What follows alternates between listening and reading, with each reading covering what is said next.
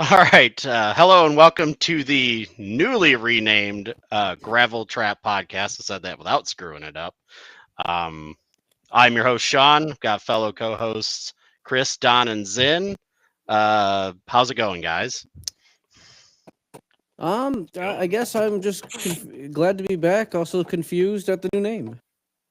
Well, we've been kicking around changing the name for a little bit. Kind of started off with Zin having an epiphany on changing names around, and it sounded kind of different. Plus, technically, there was already a Buzz the Tower podcast that talked about airplanes and stuff. Go figure. Yeah, Uh, this is more on the nose for what we talk about. So. yeah. We usually end up in a gravel trap of sorts because we get off topic, rant about random things. I thought it was the wall. I mean, yeah. That could also be a name that we could change to in the future. But yeah, you usually have to get through the gravel trap to hit the wall. So And not Yeah. a Daytona. Boo. That's true. no, So Jack is our Achilles heel at Daytona and his equipment issues. That or just yell, say, don't pull that plug. yeah, That leads us to a different alleyway that I don't know if you want to go down. Doug. yeah. So anyway, That's new the name. Podcast at Night Network. That or the Game yell, over show. that Yeah. or rename it to the unlucky ones. So yeah. Anyway, new name. Same motorsport. shenanigans. Yeah, same shenanigans, same motorsport news, same sim racing news, just a different name. We slapped a new fresh coat of paint on things, kind of, as far as the name goes, and then yeah, that's pretty much it. So it's like I a gotta cheap switch car to Twitter show. page. Sounds like a cheap car show. No, what is this? This isn't In fucking. typical Project Car fashion, we spray painted it, made it look nice, and are flipping it before Yep. a bigger Yep. headache. Yeah, this isn't car talk. So I don't know. It feels like you put the car in reverse to get more miles off. Shut up. that doesn't work with newer vehicles. The only way that works is the same. The people that believe that works are the same people that put it in R for race mode. Are you also a snake oil salesman by any chance? I mean, I've got some beachfront property I could sell you in Arizona. I also know a I've got a- Nigerian prince who might need $10 million. Oh, really? I think he's my uncle. Yeah, So pay up, cousin. yeah. All right. Anyway, since we've been gone, we had iRacing season 2 release notes came out. Obviously, we've all had a since it's been out since we've done the last podcast. We've had kind of a week to play around with the new updates for iRacing, and specifically the GTP model, tire model, and some of the other stuff. But we'll get into the release notes and then probably hit on a little bit of the patch notes, although they didn't initially update as much in the patch note update.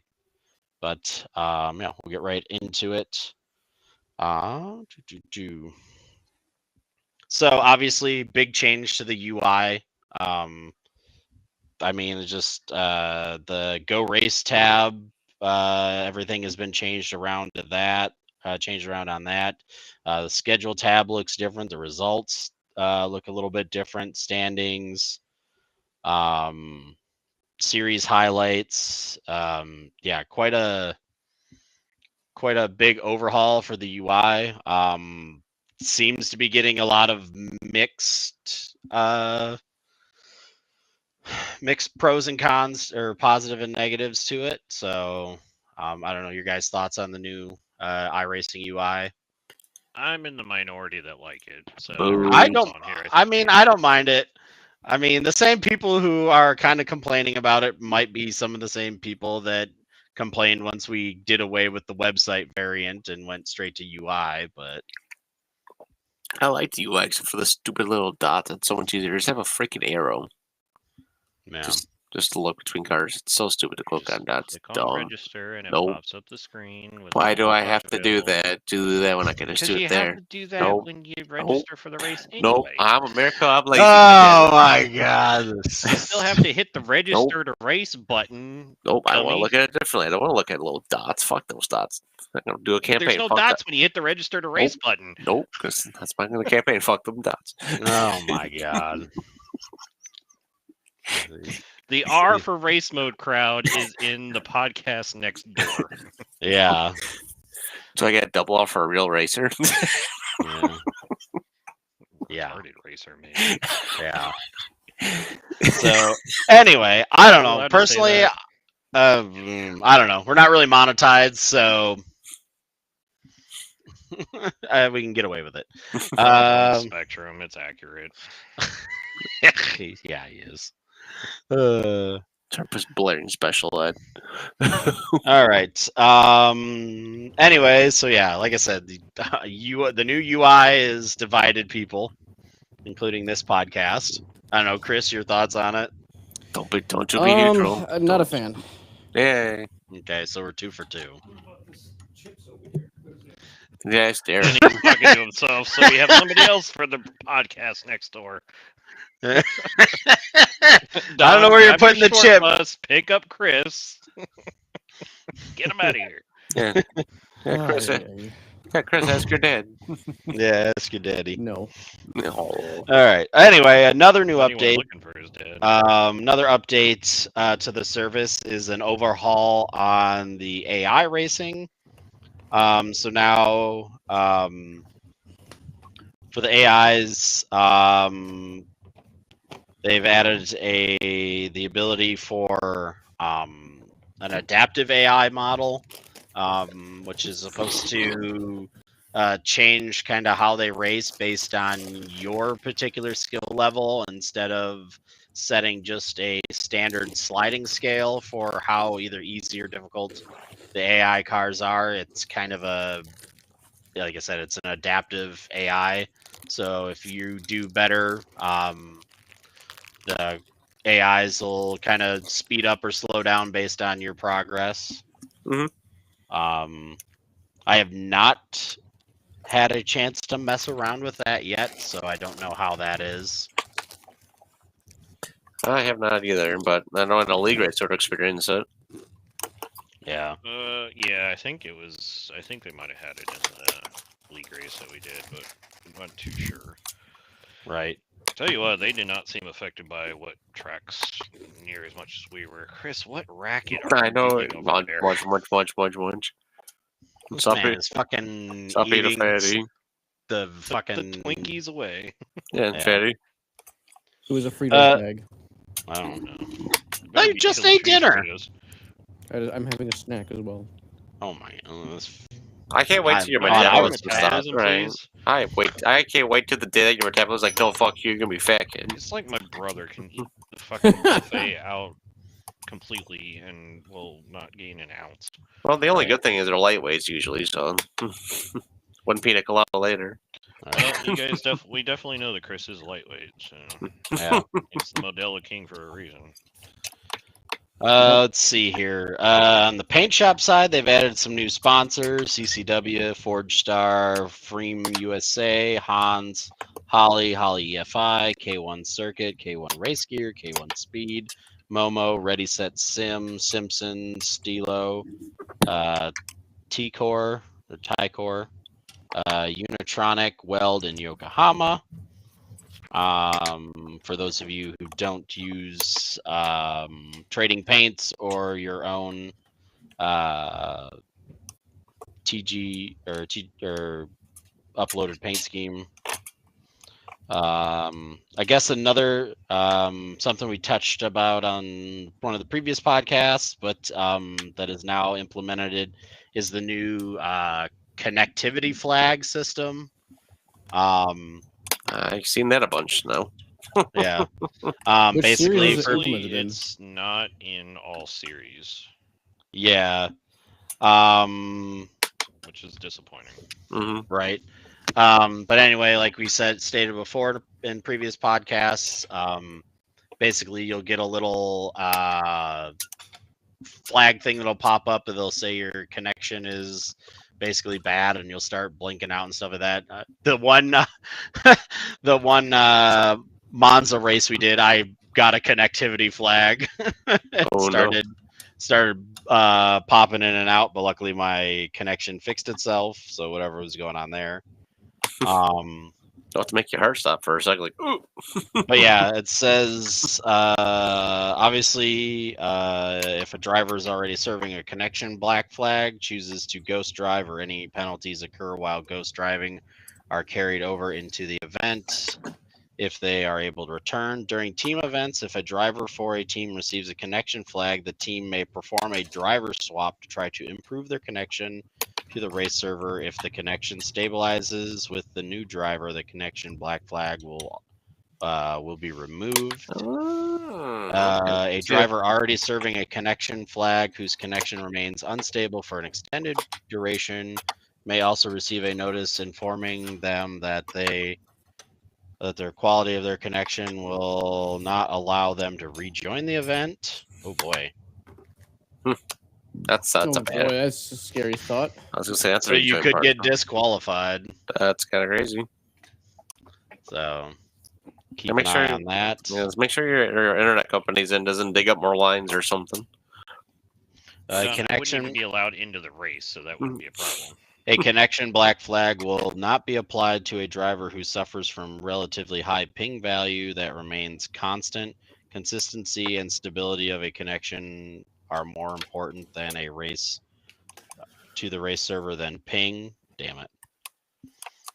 The connection black flag system will only be active in specific official series. Any official series where it is active will be denoted. While the system is still new, it will be used sparingly while we tune and collect data. We anticipate it will be extended to improve events in the future as it is improved.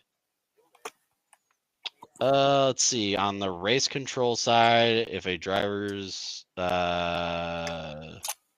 oh yeah, that's where they list race control and then they list the black flag system over again. Caution laps during parade laps may now only be shortened to a limit of 2 to green by race admin. Another thing is for dynamic tracks at road courses, a debris yellow flag has been added to notify drivers that they are approaching an area of the track where debris has recently been added.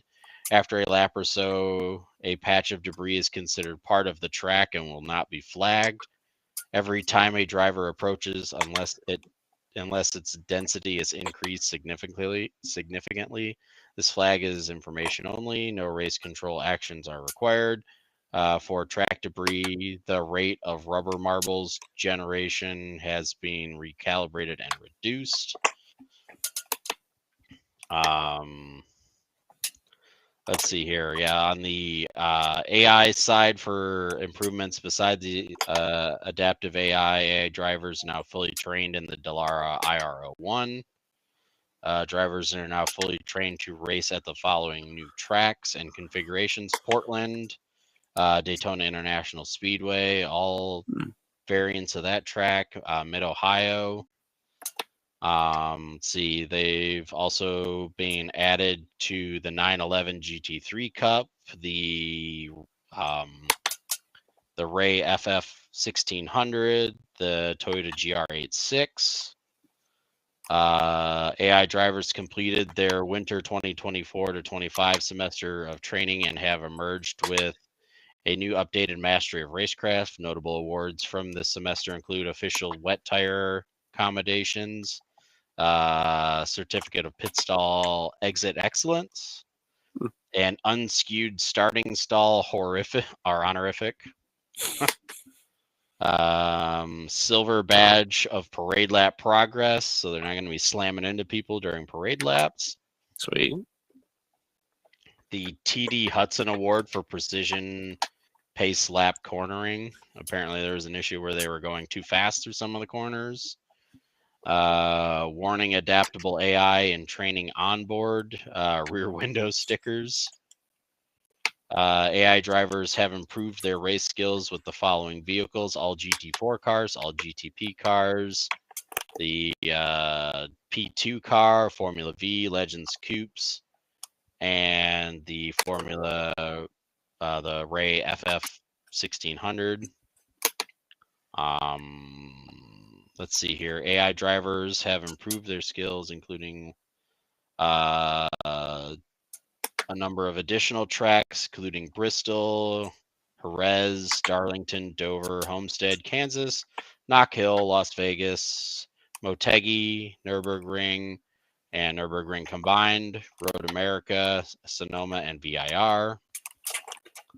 Let's see here. On the weather side, they fixed a display issue in the calculation of future rain chances in the simulator forecast. The percentages shown were inaccurate, especially when looking in short time into the future. The option to allow heavy fog has been adjusted to just allow fog. This option now enables or disables the appearance of fog entirely. Let's see, they fixed an issue where fog effects were too dark at low sunlight angles with bad weather. Massive overhaul on the lighting system. This is continued improvement that they've been working on for a while, that is leading into their new graphics engine that they're eventually going to come out with. Be interesting to see how they start turning down graphics cards for them, or start making people update it for it. So I know we've experienced some issues with the lighting reflex on the GTP cars. So, yeah, direct sunlight is now separate, explicit, analytical function, and proportional to the brightness of the sky. Direct sunlight is subject to atmospheric attenuation as it travels through the Earth's atmosphere, which changes intensity and color based on time of day and weather conditions. Another significant change is the proportionality between diffuse and specular reflection is now determined by physical-based rendering principles. This will result in a much higher fidelity materials, but does involve a major content side revision. Let's see here. A bunch of other algorithms that manage VRAM. Speed tree instances at variety of tracks have been updated. Ambient occlusion for speed trees has been updated. Dramatic improvements to night lighting for popcorn effects, water effects, including raindrops, puffs, splashes, and more. Fixed an issue with headlight flares, which would fade out too quickly in rainy or foggy weather. Fixed an issue where water could appear to glow at night. Do not fear, it was not radioactive.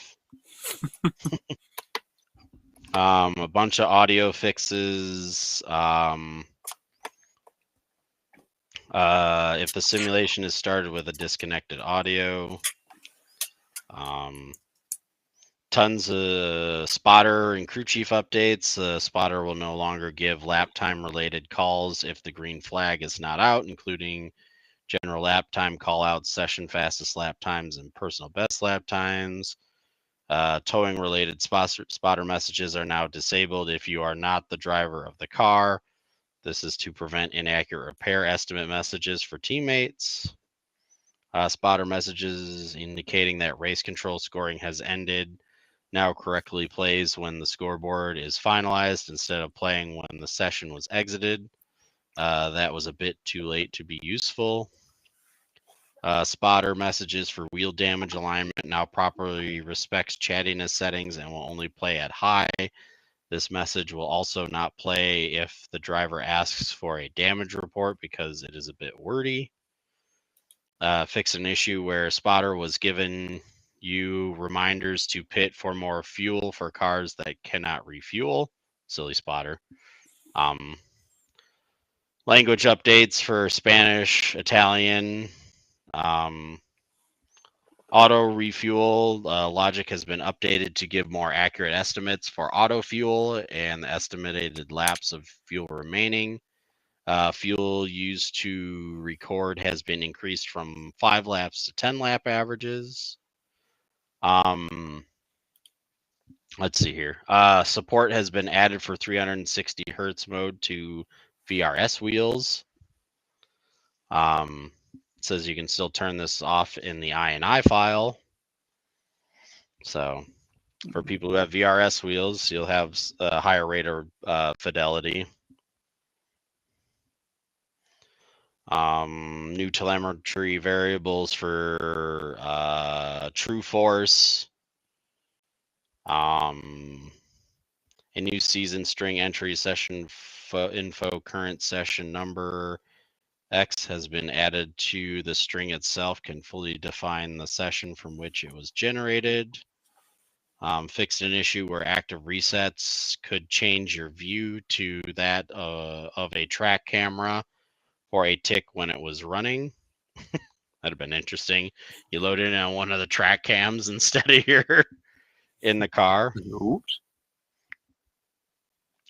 Updates to sporting code, clarification that MPR is not tied to specific session, new section describing what happens to MPR with promotions and demotions, new section describing how license classes and whole number ranges overlap.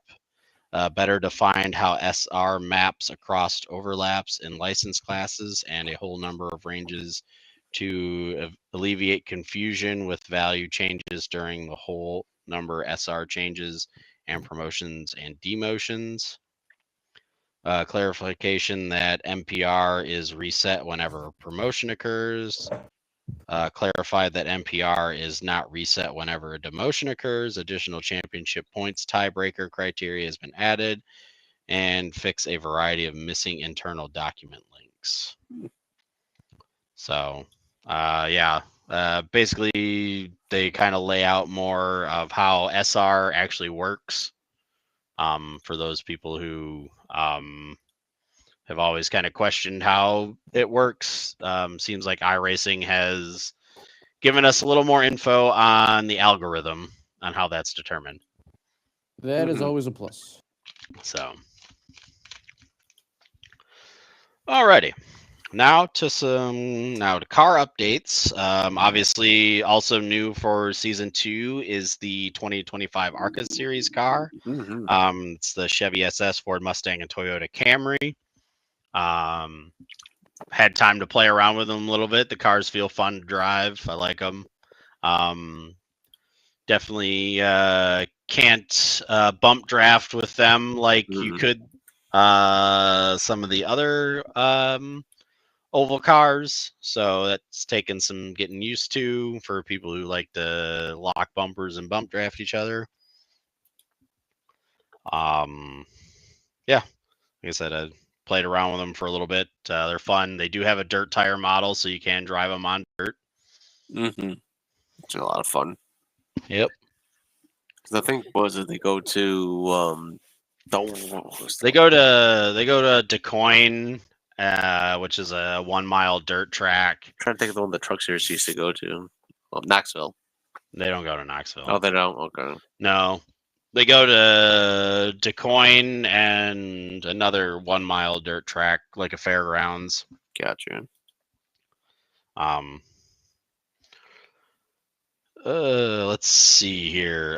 For GT3 cars, damage, repair, and parameters for wheel damage have been updated. The meatball flag threshold of the damage now aligns with a collapsed suspension instead of a just heavily damaged wheel. We went over all the tire model changes for the GTP cars. They've done a complete overhaul on that. Definitely very noticeable. It takes a good few laps to warm the tires up to where you can start to really push the car. Obviously, the The power units have also been updated to 500 kilowatts at the half shafts. Aerodynamic exhaust parameters have been updated. Of course, BOPs have been tuned and tweaked. And fuel consumption rates have also been updated. For the Gen 7 Cup car, they've got new damage models, stiffened bumpers, and reduced the stiffness of the rear diffuser. Let's see, for the truck series, the NASCAR branding for the 2025 season has been updated. For the Xfinity cars, same thing. Also, driver animations have been updated. On the street stock side, aerodynamic damage penalties have been improved with greater downforce loss and reduced drag penalty. Damage that results in broken wheels or critically smoking engines can still be repaired for this vehicle. On the Super Formula car, they fixed the rear anti-roll bar tooltip. The Supercars Gen 3's wheel lock-up lights have been split between left front and right front individually. The throttle shaping or pedal shape is now adjustable in fixed setup. They also fixed an issue where the paddle shifters would not rotate for some drivers. Interesting. Let's see. For the Acura in GTP, they fixed an issue with rotor brake glow and fixed an issue where the driver's fingers could get stuck in raptor claw pose after shifting gears. Ow. Oh no. So they had permanent carpal tunnel. That's fine. For the NSX GT3 Evo, damage model updated and the damage parameters for the splitters and updated the rub block positions.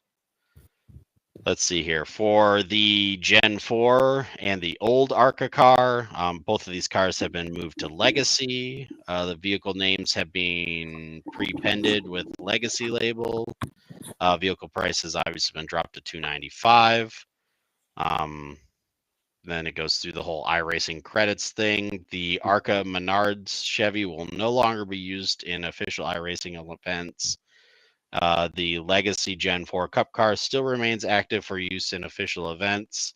Obviously, when the new Gen 4 Cup car model comes out, this Gen 4 ARCA car will just go away to make room for the new car. Mm-hmm. To be the more accurate model. Mm-hmm. Let's see here. The BMW M2 CSR, a short delay has been added to the DSC settings, changed to prevent traction control exploits. Huh, interesting. The TC toggle option has also been removed. Connected DSC and throttle map settings to map controls, traction control 1 and throttle shape. Let's see, they fixed an issue where the maximum add to fuel value was not equivalent to the fuel tank capacity. They also fixed an issue where wet tires could show a dry tire tread in certain camera distances.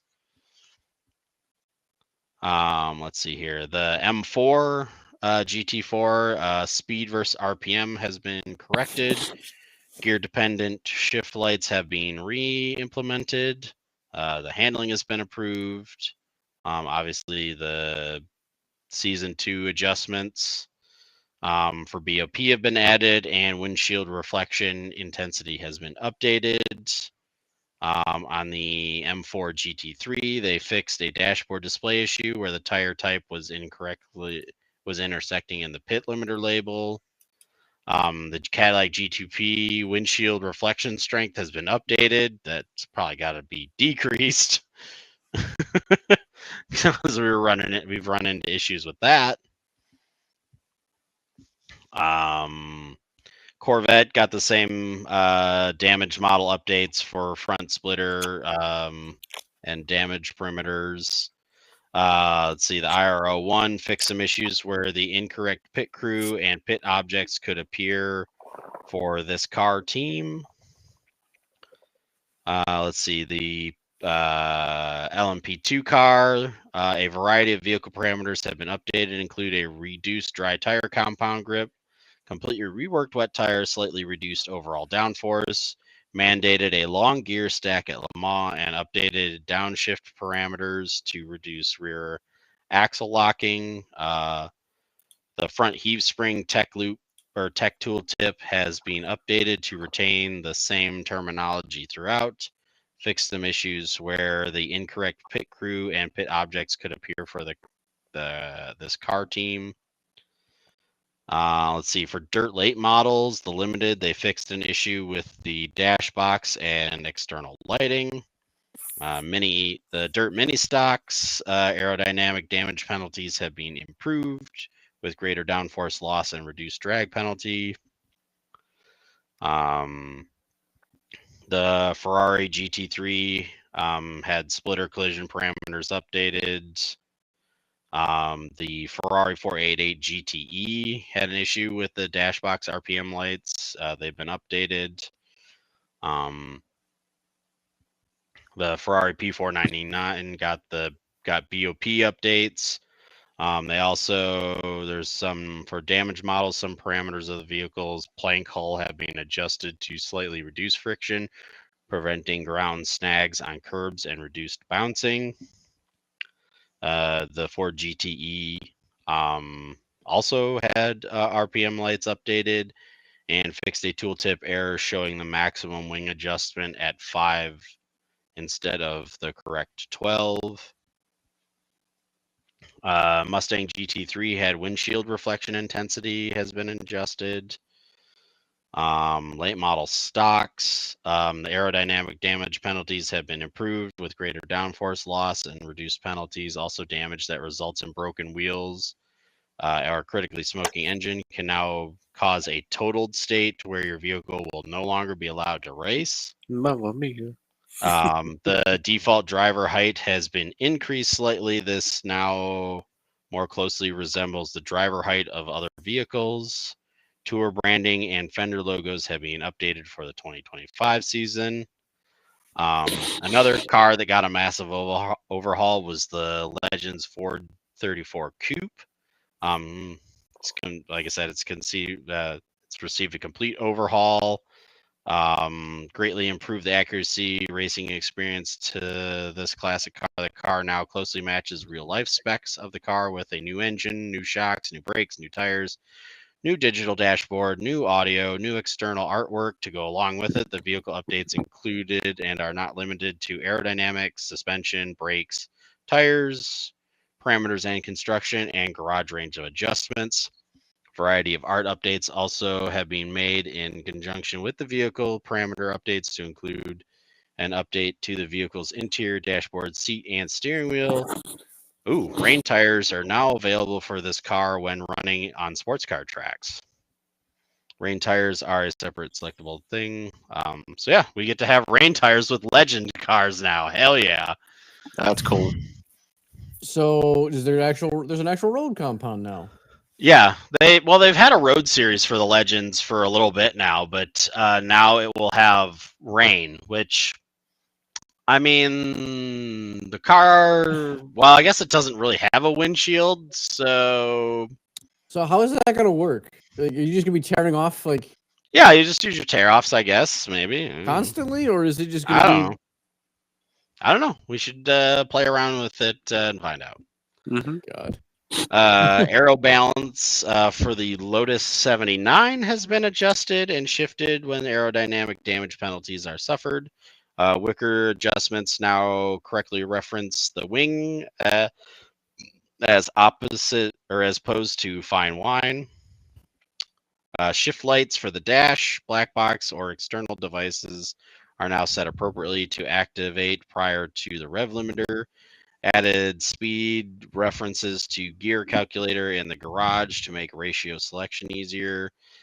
Pit script timing has been updated to be more period correct. Slower tire changes and refueling rates. The wing adjustments are no longer allowed during pit stops. Fixed an issue where the side pod and rear wing damage could cause a physics anomaly, triggering an unauthorized moon launch to the right conditions. Oops. So, Yito Delito, cuz. Let's see. The off-road trucks, all three have had damage model, severity, and handling for the chassis and body panels have been adjusted and customized for these vehicles.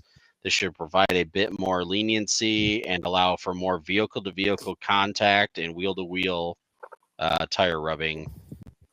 Fixed a damage and stability issue with the front fender, which could trigger an unauthorized moon launch as well. So if you hit them in the front fender, you could send somebody to the moon. Let's see, the McLaren 570S GT4 also had an issue where shifting gears would cause raptor clawing effect. Kaboom. 720S damage model strengthened the rear wheel against lateral impacts. Mercedes AMG W13E Performance garage tooltips have been updated. Mini stocks got an aero and damage overhaul. Let's see, SKs and wheel and modifieds both got aerodynamic and damage updates. Your car can now be totaled in the race. The NASCAR Cup Series Ford Mustang fixed an issue where the pedals could be missing from the vehicle. Obviously, the 992 Cup car got new adaptive AIs. The 911 GT3R fixed an issue where the windshield wiper could appear to be narrowly slicing through the windshield. The Ray FF 1600 has improved suspension geometry, improved the accuracy of experiencing the vehicle suspension system, particularly how it relates to four corners of the vehicle and the transitioning movement array around the car. Tire parameters have been updated and improved, especially in very wet conditions. Overall handling has been improved and is more stable and predictable. Engine braking has been decreased slightly. Startup RPM has been reduced from 4,000 to 2,000 to keep the car from rolling forward when starting the car while in gear. Damage models has been updated. The damage that may be sustained by the wheel has been increased. Obviously, that has an AI overhaul as well. The Silver Crown car had aerodynamic and damage models updated. The car can now be totaled. Same thing with the Sprint car and the SRX car. You can now total the car. Super Late model also got the same thing. You can now total the car. The GR86 got the new updated AIs. They've also had a fix to their tire temperature modeling to make them more accurate. Let's see, the Legacy DW12 fixed some issues where the incorrect pit crew and objects could appear. Same thing with the IR05. The Legends Ford Coupe rookie car has been completely removed from the service. On the track side, Monza, the combined without chicanes, fixed an issue where a misplaced gain timer check penalty on the exit of the Parabolica could serve a driver with an obscenely long slowdown penalty. Who did that happen to? Did that happen to like Dave Cam or something? Matt Malone. Oh yeah, Matt Malone.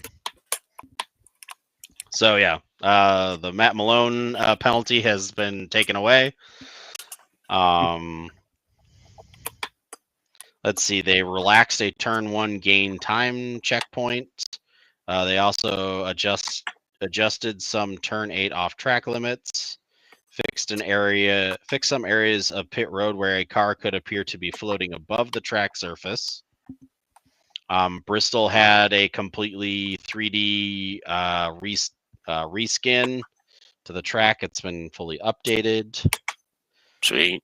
Charlotte Motor Speedway, Chris, the Legends Oval has extended the entry of pit road to prevent the lead cars from getting black flagged or passing the pace Yay. car. See, Chris, we can So- play it again. I don't want Your to touch that track with a fucking hand. Oh, you love it. Zolder speed trees have been updated. Circuit de London, old tree textures have been swapped out for brand new textures. Circuit de Navarra track rule tabs have been added to all track configs. Some gain time checkpoints have been updated for more accurate racing experience. A gain time checkpoint has been added to prevent course cutting on pit road entry. Updated some track surface bump maps and fixed an issue with pit stall surfaces not appearing when loading into the game. So Spa has also had speed trees updated. Circuit de Jerez as fully 3D modeled curbs, relaxed the pit entry slowdown penalty slightly, and grounded some floating tire walls. Darlington had the full 3D remap with lighting and everything else. Daytona Road Course, a scenic camera has been added. Dover Motor Speedway had the full 3D model revamp. Hockenheim has also previously announced 3D curbing has been delayed for Hockenheim. Homestead had the full 3D remap. Hungaro's circuit adjusted a game time check penalty through the chicane. Gain time checkpoints have been added to the last corner to prevent racers from going wide to qualifying to gain an advantage. Huset Speedway has also had speed trees updated. Indianapolis Motor Speedway, the gain time checkpoint for turn 6 has been relaxed slightly. Iowa Speedway has had the full 3D remapping. Same thing with Kansas. Kevin Harvick's Kern Raceway, old tree textures have been swapped out for new ones. Las Vegas has had the full 3D remap. On the road course, number of pit stalls has been set to 23. Barney, Legendary Flagman, has received some updated animations for optimal performance at this track. Is that angrily waving the flags much? No. Millbridge Speedway, take a shot. Speed trees have been updated. That's a DBC joke. Mm-hmm. Olton Park circuit fixed an issue where a portion of turn 3 could trigger some off-track 1x penalties that seemed to occur when the driver was still fully on the racing surface. Portland is a brand new track to the series. We've played around with me and Zen played around a little bit with it when we were doing the IR18s there. It's turn 1 is chaos, and turns 3, 4, and 5 section. That's a little tricky to get down with the IndyCar. Muskogean has full 3D modeled curbs. Track surface bump map has been regenerated. Relaxed game time checkpoints for turns 5, 6, and turn 3. Adjusted penalties at turn 5 and 6 to correctly reflect track rules. Adjusted the gain time checkpoint for turn 8. Fixed a bump at the end of pit road exit. Fixed a geographical error with the track location. Fixed a visual issue with a billboard at turn 8. Sachsenring Barney Legendary Flagman. Flagman's flag waving speed has been toned down at this track. If he kept at it this pace, we feared he might have a broken something. Sandown has 3D curbs This has been deployed to this track. Yes, curb singular. Hmm. Apparently, there's only one curb. Yeah, I think it's that one that's at that chicane that people jump half over anyway. Yeah. Silverstone pit road speed limit has been reduced to 60 kph. Actually, starting grid positions have been updated to match the visual starting grid stalls. Some barriers have been added to prevent course cutting. A 1X has been added to turn 8 to match the track rules. On the international circuit, a 1X has been added to turn 5 to prevent course cutting. Fixed a variety of track surface bumps and fixed a dip in turn 1 and a seam in turn 2. Slinger Speedway, the figure 8. Standing starts are now allowed at this track configuration. Snetterton also had pit lane has been set to 60 kph to match real world. Fixed a bump on the front stretch. Fixed some terrain seams in some grassy areas and along the front stretch wall. Let's see, Talladega, the track surface bump map is being regenerated. Some surface types around pit road have been updated, including painted lines. Safer barrier foam positioning has been tweaked. Terrain calibration and specular maps have been updated. They fixed a terrain seam in the front stretch grass. Additional Talladega art and facility updates will arrive in season 3. Thruxton had speed trees updated. USA International Speedway, the dirt variant, fixed a bump near the turn wall or near the wall at turn 4. Let's see. Unfortunately, VIR's previously announced 3D curb track model has been delayed. No. Wild West Motor Speedway now has pyrotechnics effects have been added. And Winton has a full 3D curb model for this track and track surfaces. Bump map has been regenerated. Yeah, and that is it for the patch or for So that's the All I update. have to say is they haven't addressed this issue that really pisses me off is the Aston Martin GT1 speedometer is still fucking off Mm. Wow. on miles did an hour not. or kilometers an hour. Wait. Oh. I'm pissed. Mm. Come Did you on, hear that? Did Racing, you get hear your it? shit together. The world's most violent. Oh, The smallest thing, yes. Wait. so yeah. So yeah, that's the patch notes. Or that's the updated notes. There were patch notes released where they have tweaked some other things. Mainly BOP on certain cars and some other minor updates.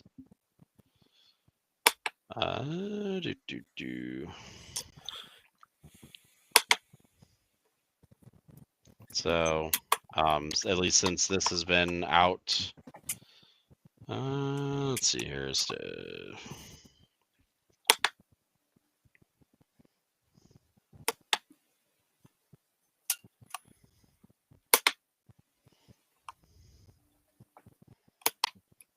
So, well, it's Yeah, not. I mean, I'm disappointed in a couple of things. The connection flag being the biggest one, since apparently it's not in all series. Yeah. I'm assuming it'll probably be in the special events, so I guess we'll find out this weekend. But I mean, the Arco car is nice. Adjusting the seat position to try and see the cages is ridiculous. I'm sure the real life car is that way, but yeah, if you adjust it to where you're down and back enough to see it, you're looking at the headrests of the seat instead of being able to see the side mirror. Portland's fun. Only driven it in the IndyCar so far, and Mm-hmm. had to put up with typical Week 13 shenanigans. Love it. The GTP tire model is fantastic. I've not driven the LMP2 car yet, but GTPs are amazing. I'm so happy that that change was made. The lighting model looks really good, but I'm not sure I'm happy with the apparent trade-off in FPS performance hit that has happened, especially at Sebring. Not exactly sure what the hell's going on with that, and I know Sean, you're not having this issue, Hmm. and neither is Zen is Don, like the quietest thing in the room for me right now. Yep. What? Well, I'm constantly muting Don and turning him off because of the sound in the Sorry. background. So Well, Chris, take a Q-tip, unplug your ears. I'm I can literally on the hear- broadcast now. You should be able to be heard like loudly. I I mean, I can hear him just fine, so he might Yeah, need to pull his computer mic a little. issues. You mind zipping it over there? Is that better or? I mean, yeah, yours I'm constantly having to adjust it because the clicking sound in the background. Sorry. Yeah, Just you're not the issue practicing. here. But the tire model's great. I know Sean, you haven't had an issue with the after the graphics update, but I've lost like probably 20 to 30 FPS at Sebring, and then in the rain it's just unbearable. Like I'm under 40 FPS in the rain Like, at Sebring. Some people were saying what you can do is reset the graphics config, see what I already did happens. it. Other people have suggested possibly Hammer. not a hammer. It's something with NVIDIA that you have to change out. I went through. I updated to the latest graphics driver that came out on the 17th of March, so 2 days ago. I ran the Okay. graphics config when the update came out. I did find something yesterday that I was playing with after we did the league race, because the other issue I'm having was micro stutters and frame skips, particularly at Sebring. And so I did some browsing on the forums and found some people talking about it. Their use case was primarily with 4090s, but I figured maybe this is a 40 series issue altogether. And basically, what you do is you go into the NVIDIA app and you cap the power usage at like 85 or 90%, and you turn the voltage limit down to 0%, which it was already at 0%, so it's not really a big change there. And because what's interesting is, and I don't know if I have to go into the INI file and update it. I haven't tried that yet, to manually tell the game, hey, use more VRAM than it's currently using. But like in the game, the RNG bars are like in the yellow or maxed out, which is Okay. basically saying it's using up the max capacity of whatever it's being told is available for both the CPU and the GPU. According to the NVIDIA app, my GPU utilization never went above 50%. My CPU utilization is not being used up, and I've got 64 gigs of RAM. So there's nothing hardware-wise that's a limitation for this game. So, but the change I made in the NVIDIA app seems to have, as Don Rex, I didn't die. seems to have fixed the frame skips. I'll find out when I practice later tonight in a more populated lobby. But the other thing too that people are finding is the massive glare from the sunset that you have going into sunset. At Sebring, apparently if you turn HDR off, it disappears completely. So it's sort of kind of a broken competitive advantage to turn it off right now, which I'm of the opinion shouldn't be possible. Like, this is something that iRacing obviously wants to push out from a realism perspective about how bright the sunset is, which is accurate. I've seen people on the forums commenting that race in real life, and anybody that's driven home at night or in the evenings knows what it's like when the sun's setting in the west. I mean, I get people's stance that, you know, drivers have, you know, tinted windscreens and visors and that to try and cut some of that down. It's not completely effective. You're still going to have bright sun in your eyes, but Yes. Praise the sun. But you don't need a solar flare at your face where you can't see absolutely it's anything. realistic. It's fucking realistic. Go watch onboard footage. And to me, it's actually better in the game than it is real life because you don't have a windscreen completely coated in oil and rubber and other shit. And you can stare at this without actually burning your retina. That too. Yes, that too. I mean, for anybody that watched the Sebring 12-hour race, they had the segment where they pulled the tear off the windscreen, and Matt Yoakum's on pit road standing on behind it, and it looks like a security checkpoint thing at the grocery store. That was hilarious. The not tirade, but the discussion that went into about how Hinchcliffe was like, Townsend, I never see you as somebody that would go into a convenience store that has that kind of security glass at the counter. I don't know if you heard that, Sean, or not. Yeah, I did. Yeah, that was hilarious. But anyway, I'm getting off track. But yeah, so to me, it's realistic. I suspect because there was supposed to be a hot fix for tomorrow. And one of the things they listed was improving the experience for the special event that's coming up. That hotfix has been canceled, so there's not going to be any more changes to the sim before Saturday, or I guess before Friday night. Actually, is when the first races go up. But I suspect that they were probably going to try and tone some of that back, and they probably realized that it's too far gone, and they broke something.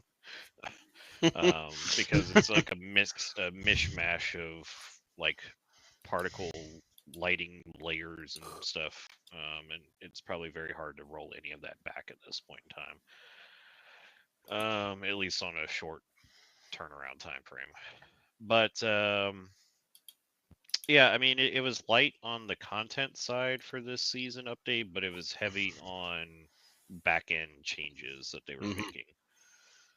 And I think they're laying the groundwork for a lot of improvements to come in the future, both from a graphical side and also from a reliability is the wrong word, but shit going wrong in the race perspective, meaning you drive over a real big thing of debris in the road and you cut down a tire.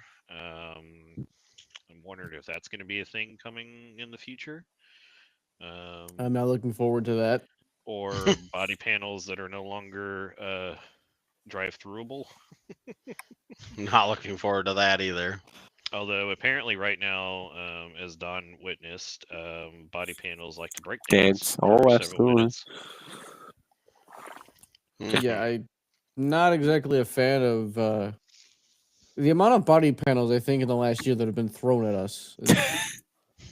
Don't help when that happens. It's not going to help when it becomes that is an actual part. No, you gotta be like you can hit. Pac-Man. You gotta collect that. It's gonna eat it. Wah, wah, wah. The next thing you know, all we're going to hear is Zin saying, "Why is my windshield cracked?" No. He's like, why you damaged the car? Stop blowing holes in my ship. Pretty much. That's what I'm going to be saying. Well, you realize that race car windshields don't really crack, right? No. They any can. experience in that? Crack a They can. Yes, they Yeah, can, but it's very rare, and it's Right. certainly not going to crack from a bumper hitting it or rocks being thrown about it. Yeah. Right.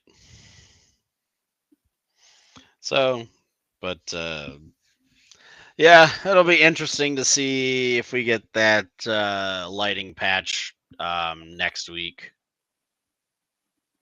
after this weekend special events are done. So Yeah, we'll definitely have to see how the race goes. Thankfully, no rain, so those folks that are driving the prototype worry, the 75 chaos. model only have to have the chaos of cold tires now. I really wanted the chaos. all right.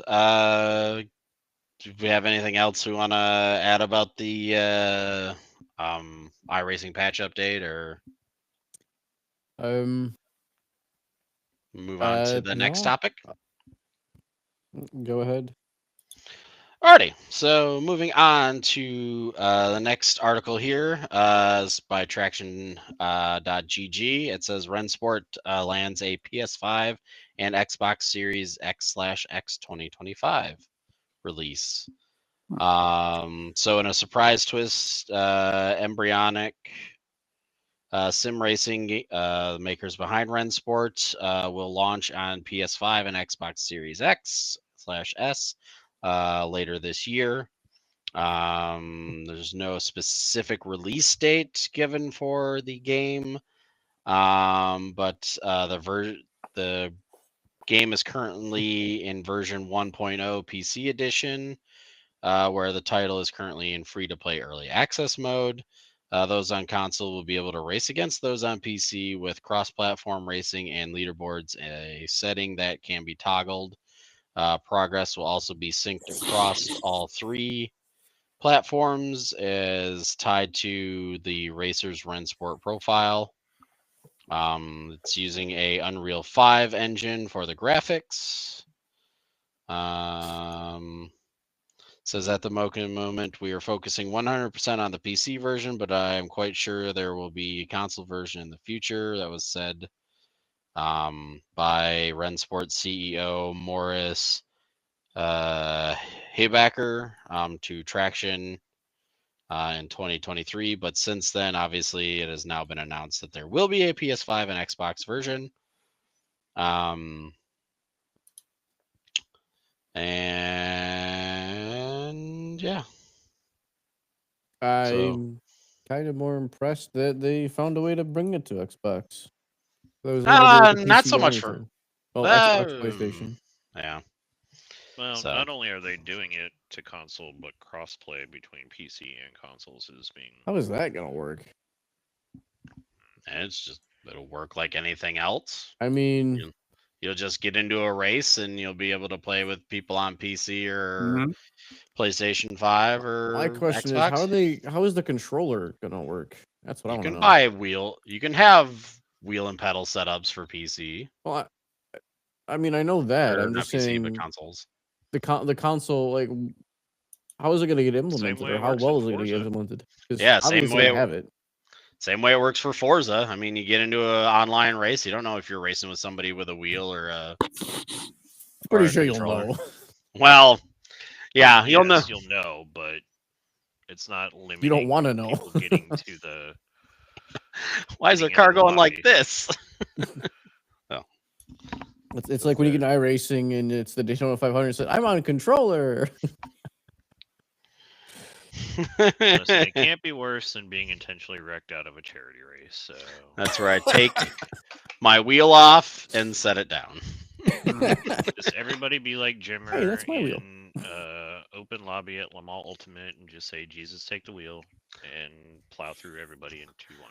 No, this is not your wheel because my wheel now has the proper bolts on the back Yeah, Chris. to secure it properly. Chris. Potato, potato. I still say that the Asetek wheel is superior in every way. Now, is that wheel put together for that? Yeah, oddly? it's supposed to have 9 bolts. His only has 3. Yeah, we need to convince Matt to get a Asetek wheelbase. I think once the lower tier comes out, we might be able to convince him. Well, he'll probably have one by the time that actually comes out. Yeah. But speaking of sim racing peripherals, it'll transition us into our next topic. So Traction.gg also has an article where says RevoSim has a 9 Newton meter wheel, load cell pedals to target sim racing. It's supposed to be released in June. It says a new sim racing equipment ecosystem is on the way, this time by Nacon, with the RevoSim Pure, the first to arrive. It also has a unique app to replace a DDU plus a launch bundle. So Nacon is a French company known for creating such titles as Test Drive Unlimited, Solar Crown, Maybe shouldn't have led with that. Isle of Man, Ride on the Edge, and obviously the previous WRC games. Says they've Traction recently tested a prototype at Gamescom last August, but recently tested the production-ready version for version of the sim racing equipment bundle in Paris. The RevoSim Pure is an all-new 9 Nm peak torque direct drive wheelbase with a quick release and a custom steering wheel. There's also a unique phone mount, desk mount, and 2-wheel pedal setup included. The latter with a 100-kilogram load cell brake. This marks the start of an expansive ecosystem with a handbrake, shifter, clutch pedal set to follow soon after its initial launch, plus a different style of wheel rims. The included 30-centimeter diameter steering wheel is a wheel hub with a round rim affixed, with further rim styles in active development. The wheel hub includes LED shift lights, 12 push button and rotary and push dials, the equivalent of funky switches. For menu navigation, included a sticker sheet for the buttons, and the button caps can be switched out for different colored items. The pack is a pack thrown in. Around the rear lie two metal gear shifts, paddles, and the entire build of the pedals is metal, with the pack of 9 elastometers across 3 firmness levels included in the bundle. A unique app replaces DDU. One of the more distinct features for this is the use of smartphones instead of an optional dashboard display. You'll be able to download an app for iOS or Android and use your phone as the dash display, which will enable it to be fully touchscreen compatible. You'll be able to swipe through different dash displays, be able to adjust force feedback via the app, be able to adjust LED lights via the app. The part of the package is the phone mount, which currently fits small and large phones. They tested it on a Samsung Galaxy S24 Ultra. Says it fits firmly on top of the wheelbase via magnetic mounts. RevoSim team says it's working now and launches after launch to support multiple sim racing titles. Pricing pre-orders are available as of March 6th. That's right around 799 euros for the full bundle. That includes the base, wheel, pedals, and phone docking mount. For those who are among the first to receive it, we'll also receive a pair of RevoSim racing gloves, which are also touchscreen compatible. This setup is for PC only, although RevoSim has been talking with console manufacturers to get console compatibility released by the end of the year.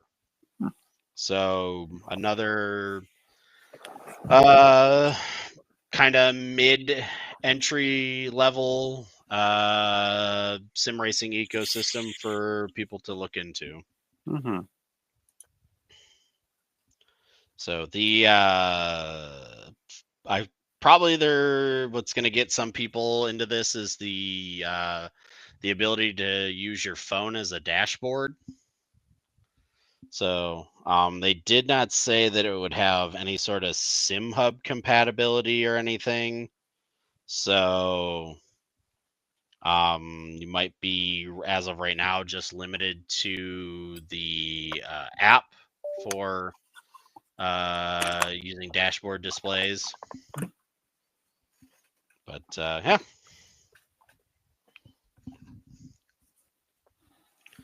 Anybody have any thoughts about that? No. Uh, It goes better than their software products. Yeah, yeah. When they mentioned Test Drive Solar Crown, I was like, ooh. Maybe should not lead with that one. Maybe you should have led with the Isle of Man and the previous WRC games. What do you mean? That What's might be a bit better, yeah. fantastic. It works perfectly fine. And then continuing on with new product releases. I know Moza has announced or has put out the their active pedal system. I know Boosted Media has done a review on that. Mhm. So that is out if you want to check that. They also have a H pattern shift box that came out. No, it's confusing, and I wish that they would have been more transparent. Ah, that makes sense. So basically, they've had their AB9 force feedback base, which was launched with their It was launched with all the yokes flight stuff. yeah, the flight sticks and whatnot, which was basically an active force feedback base. Hmm. And so now they've released a couple of shifters or shift knobs that attach to it.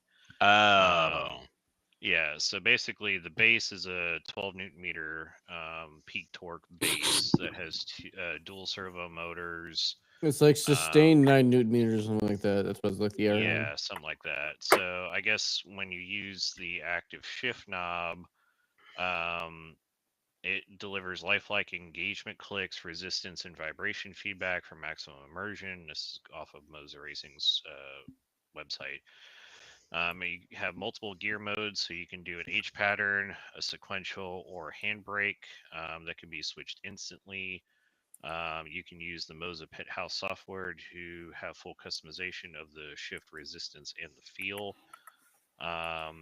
So I guess from what I've been reading, because there's no actual physical gates like there is on like other shifters from Fanatec or Symagic or Thrustmaster, it's gives the illusion that there's gates there because of the servo motors inside.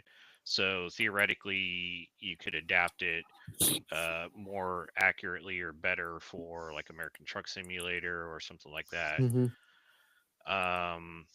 But yeah, it's I'm not really ready. a true shifter. It's just they took this force feedback base that they had introduced for their flight sticks and they've adapted Yeah. it to sim racing. But yeah, talking about the active pedal. So we've talked about it briefly before when it was teased at Gamescom last year. But yeah, it's now available. It's $899 a pedal, I think. Yeah, I thought it was no, 700 I it's thought it was 800 USD. Oh. Yeah. Yeah, sorry. It's Is that because of tariffs and 799. whatnot? Yeah, it's 799, so 800 USD minus or plus taxes for whatever. Yeah. No, this is U.S. pricing. There's no VAT or yeah, plus taxes and shipping. Anyway, so yeah, Tariffs. so no, there's no tariffs on it. Presidente. Not yet. They It is have Moza. It comes from China. There's tariffs. yeah, but China. there's a warehouse in the U.S. So anyway, China. the China. This is the gravel trap part. Yep. We're all traps. yeah, Oh. we're like McLaren. driving Sir, I am not a trap. I'm exactly as advertised.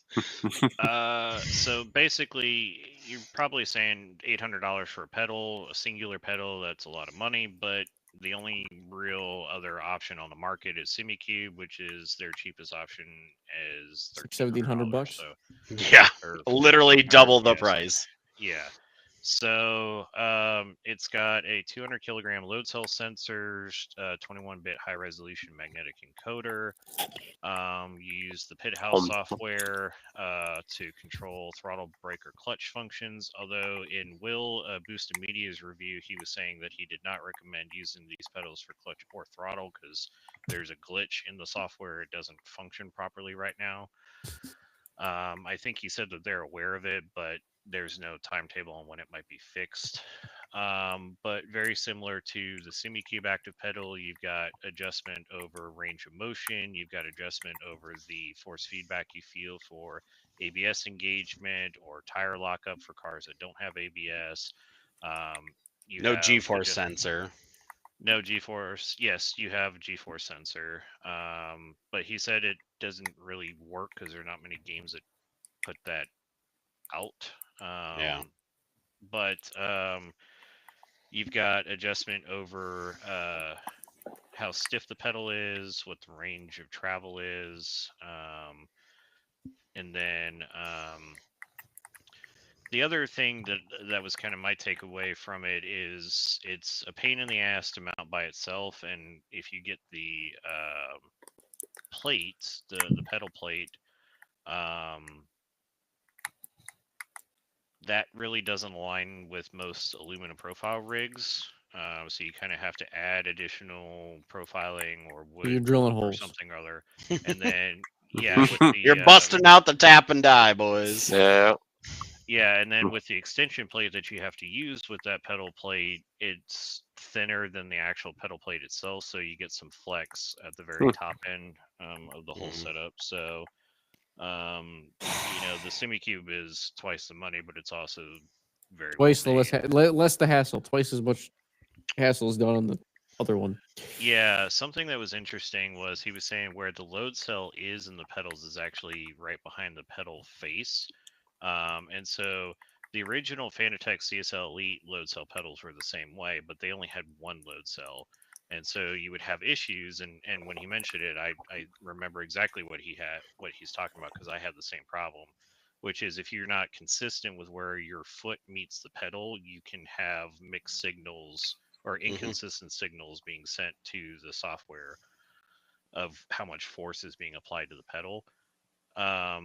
Moza has a similar setup, but they actually have two load cells, one at the top, one at the bottom, and through some sort of algorithm or however it's programmed, it basically, as Will explains in the video, so if you want more details, go watch it. It kind of takes the average of both of them and kind of calculates how much total force is being applied to the face of the pedal. So to kind of mitigate that issue of having inconsistent placement of your foot on the pedal, which I thought was pretty nice. SimiCube's load cell sensor is not in their pedal. It's, I think, in the actual motor. If I was like at the back of the itself. base, and that's where it kind of Yeah, something like that. So, so in addition to that, Moza also announced that the R9, the R12, the R16, and the R21 are also getting updates. They're getting 21-bit magnetic encoders with an ultra-high 2.09 million resolution, which they say will deliver sharper force feedback detail and improve motor control. Through collaboration with iRacing, all those wheelbases now support iRacing's 360 hertz mode as well, which also in turn unlocks more dynamic force feedback. And then high frequency vibration effects are also supported, which allows the wheelbase to process in-game audio data and generate more refined high frequency vibrations. Then on the flight side of things, they introduced the AY210 yoke base. So this is a force feedback base that delivers 9 newton meters of torque and 200 newtons of push force. It has a 150 millimeter travel range in and out, and it has a 180 degree rotation. It's an all aluminum. It has an all aluminum quick grease mechanism for the yoke to attach to. It's compatible with all leading flight sim games, so Microsoft Flight Simulator 2024, 2020, what is it? The super expensive one. Yeah, Super duper version. Yeah, it's compatible with I think the only X-Flight 11 and 12, DCS. It's got a programmable switch panel, which is the front panel behind and next to the yoke. It has 13 physical switches, which are fully customizable via the Moza cockpit software. That's also compatible with inputs received from the flight sim titles.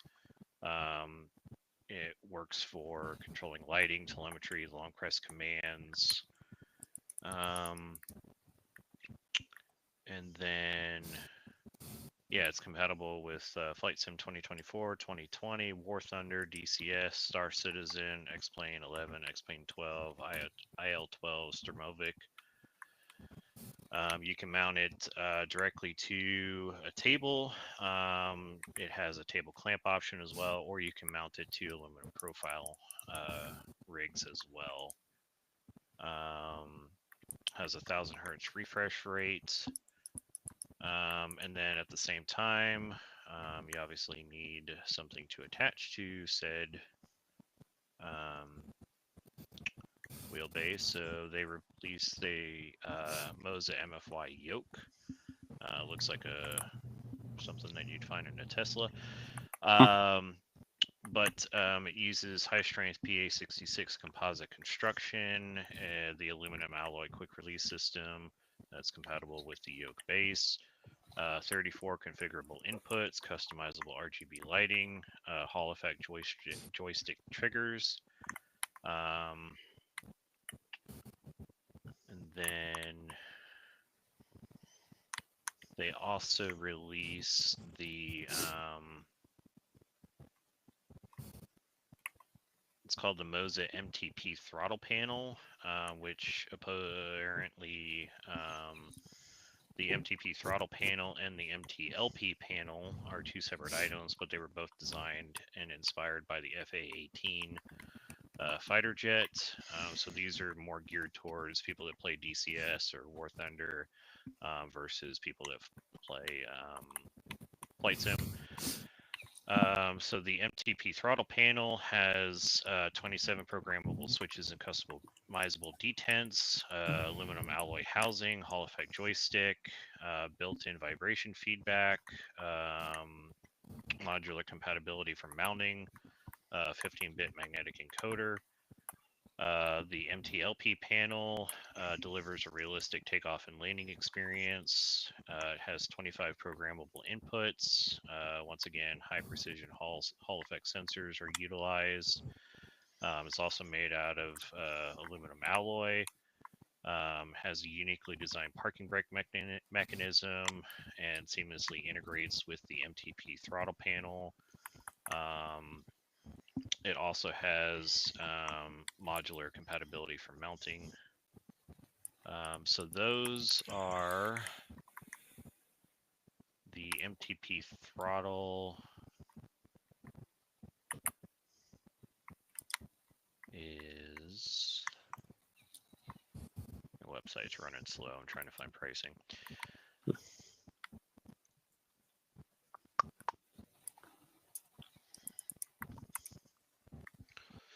Fuck's sake. MTP panel or the MTP throttle is $329. The MTLP panel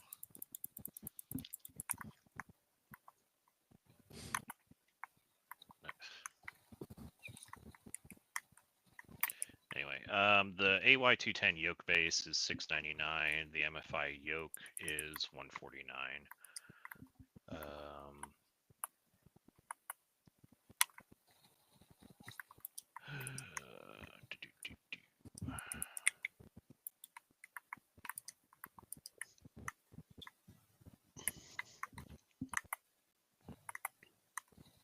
MTLP panel is $149. It's earmarked as sold out, but I think it hasn't actually launched yet versus everything else is currently available. The AB9 force feedback base is $549, and that's, like we said, compatible with a lot of their flight sticks. The shifter itself that goes on it is like $39, I think, $39 or $49. Okay. And then, yeah, the the pedals is $799, or it's $1,000 if you get it with the CRP2 throttle and pedal tray. Yeah, I think that's everything from the Mosin launch. I watched the live event when they did it. It was disappointing from one perspective only, which was you had a guy that was like the host slash presenter, and then they turned it over to the product videos, and they had like one of those AI voiceovers that was just like you programmed in the scripts, and you could tell because like it would get to some verbiage, and it would just say like, oh, it has a 12 mm or 120 mm range of motion, and a normal person would say it would have 120 millimeter range of Yeah. so I'm just like, They really, missed guys? the boat by having Jimmer read the stuff off. I mean, Jimmer did give his impression, like his quote unquote certified review of the M Booster pedal when that was announced. So they played a little snippet from him as a Mosin ambassador. Yeah. But yeah, it would have been. I don't know who the heck the guy was that was hosting it. He wasn't bad, but yeah, like I said, the fact that they had AI do the voiceover or the computer generated voice for Computer generated Jimmer. no, it was just the automated, robot voice. If you Yeah. will. Yeah, not very good. You see it on the YouTube videos that people do that, that it just reads the text that's on the screen basically, which is what it was doing. So anyway, that was a big letdown, and I'm like, I don't know if I would buy your products after that. But I mean, the active pedal, it's nice to see. It's gonna, if more companies come out with it, which supposedly Simagic has theirs that's in the works. It was also teased at Gamescom. It's either gonna force SimiCube to lower their price, or it's going to, kind of create this up for grabs entry level, just like we've seen with wheelbases and rims. I wonder what's gonna happen. I wonder if Boostingville's gonna join in then. It's been quiet, and apparently they're making April Fool's products 2 months before April Fool's Day. But Oh yeah, with the mini mag shifter. yeah, something that I don't think anybody ever asked for, but here we are. No, I don't think anyone saw that coming. Yeah. Like, it reminds me of like a gear shift lever you'd see in a minivan or something. Right. Like, I guess Let me if you're let me doing mount content it for. out there- Let me use it for my Toyota Sienna simulator. Yeah. Yeah, like I guess we're going on the Tokyo Expressway in our decked out Bozuzuko Toyota Sienna. Yep. Anyway, so yeah, it'll be interesting to see what more products come out. I mean, obviously this year we've got 2 sim expos going on, so Hopefully, I can pull Derek off his Saturday shift and Sunday shift and pull him over there. right. Yeah, hopefully this past week was when the one in Austin was supposed to happen, but of course it didn't, unfortunately. So we'll have to wait until the Chicago one kicks off, and then we'll have the one in Germany at the end of the year. Yep. Yeah, hopefully I can get there, then we can have some insight. Right. Alrighty. It's kind of it for sim racing news stuff. Transition over to the motorsports news side. This first article we've got is from racer.com. It's Cadillac has officially been approved for the 2026 F1 season. So General Motors Works team has been established in partnership with TWG Global and its evolution of the Andretti Cadillac project that was initially approved by the FIA in 2023. At that time, Formula One Management, FOM, did not enter into an agreement with the new team to join the grid. It had its reservations surrounding the future intentions relating to its power unit, with a chance an enforced supply deal would be required. It's believed the FOM wanted guarantees from GM would commit to building its own power unit in the future, creating a new full constructor rather than what it felt was likely a customer team. And after further dialogue, last year, the newly positioned Cadillac outfit reached an agreement to expand the grid to 11 teams.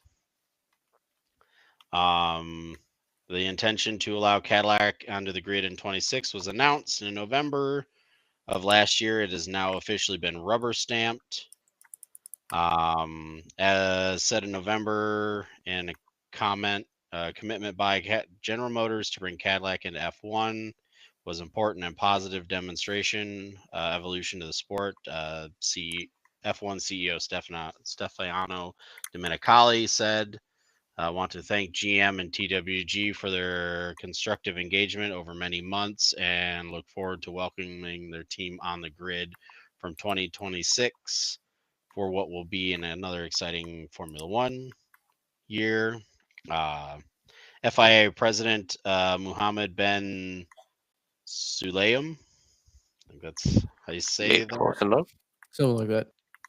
was key supporter of the expanding grid and opened up the process for new teams to submit applications back in 2022, in a move that frustrated FOM and at the time as ultimately led to current Cadillac project.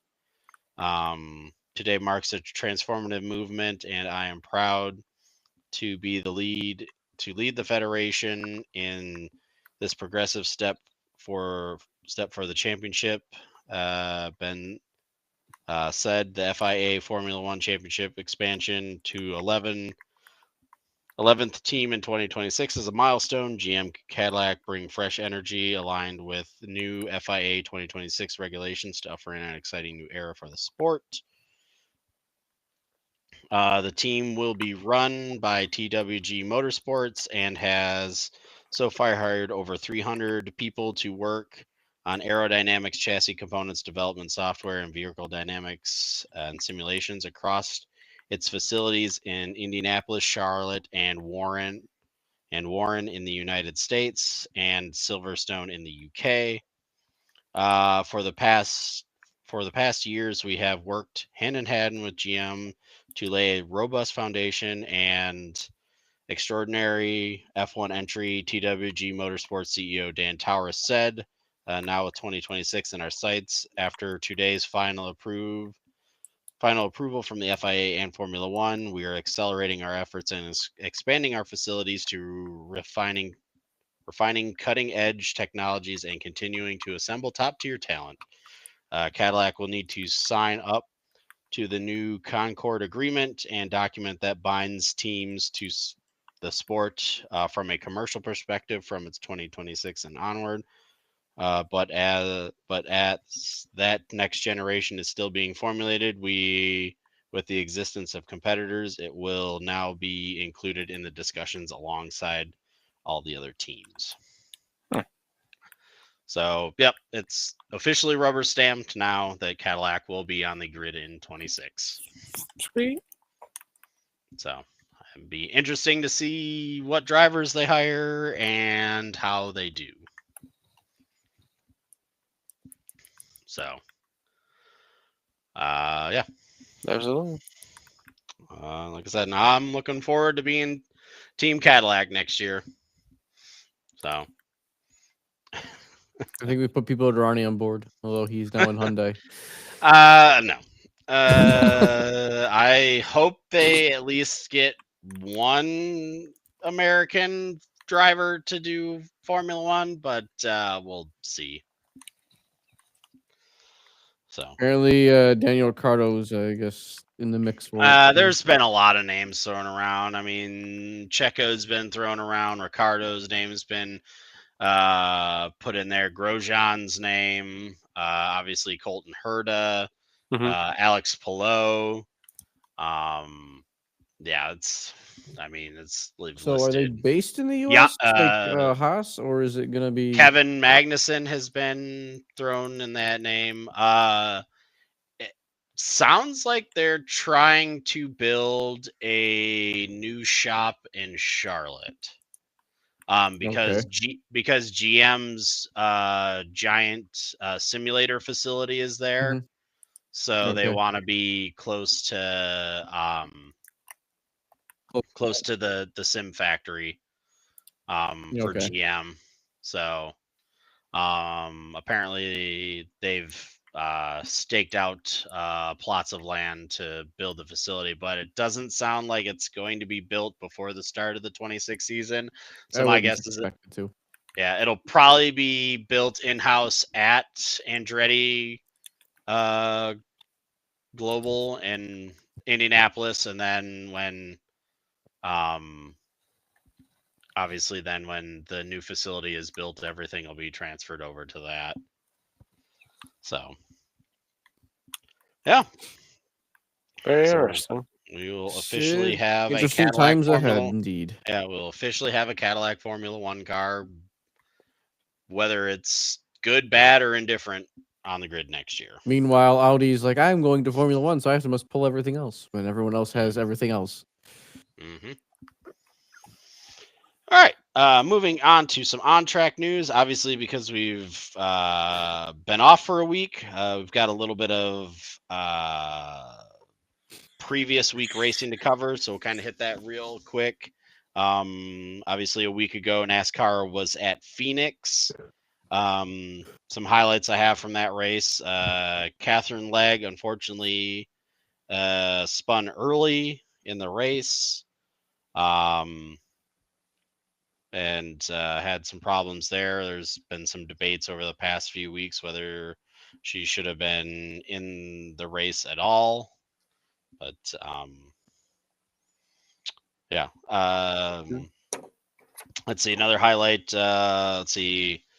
Cole Custard ended up getting loose and making contact with David Gilliland and Ricky Stenhouse, causing a caution. Let's see. Logano had a restart violation, so he had to serve a penalty for that.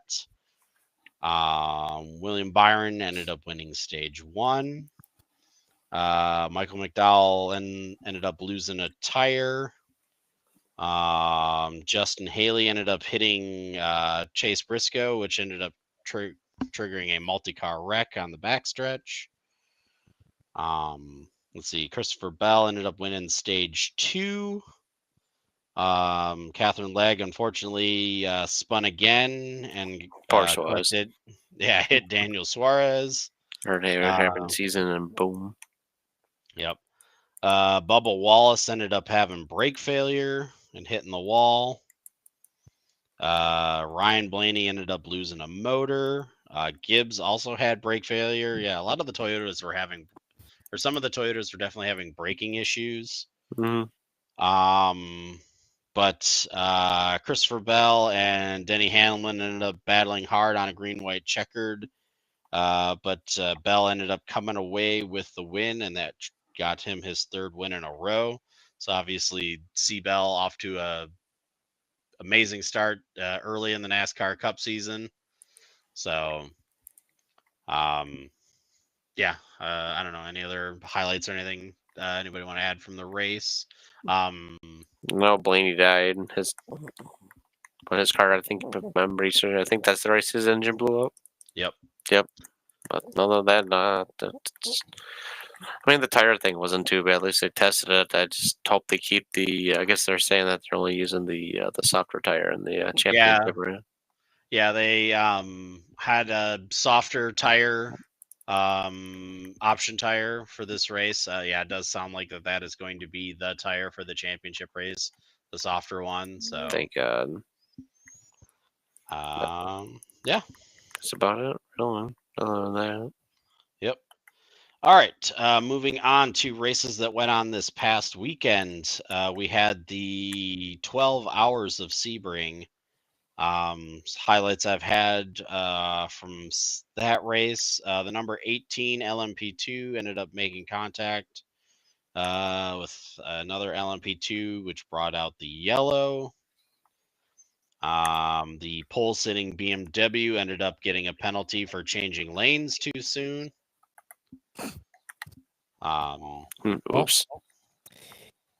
This is not the interstate. You can't get away with it. Right. Unfortunately, the FAF Porsche got a mechanical black flag for a bad torque sensor. So they had to come in and change that. It's crazy. Yep. The 023 Ferrari crashed hard into the wall. It was initially believed that it had contact with the number 10 Cadillac, but after watching some different Angles. He just spun on his own. Yeah, he lost it on his own. Unfortunately, the 10 Cadillac did get penalized for the contact. Ooh. A little late for the overturn. Yeah. The Lambo ended up stumbling at the start. I guess the pit limiter was on when he went to go green. So, whoops. Big oopsie doopsie on that one. Yep. The number 18 LMP2 ran into the tire barrier in turn 17, so they were continuing to have problems. I was going to say to Chris, see, I'm not see, even professionals hit the pit limiter button by accident when they're racing, so meh. Yep. Now the banking at Daytona. Yeah. Spike ended up crashing in T1 after contact with another LMP2 car. LMP2s were having a real struggle day. Unfortunately, the number 40 Cadillac hit the wall in turn 17, causing some damage to the front end there. That also brought out the yellow. The number 32 Mercedes ended up losing its prop shaft while in the lead. That was unfortunate. Yeah, you could hear him. He downshifted, and as soon as he downshifted, you could just hear the drive shaft. The drive shaft just shred itself. That's terrible luck. Yeah. That was unfortunate for him. The number 21 Ferrari ended up losing the motor, and he actually pulled off in the same spot that the 32 Mercedes pulled off in. So there's a Marshall post there, I guess. Yeah. So they were done. The number 120 got a penalty for leaving the pit road with equipment.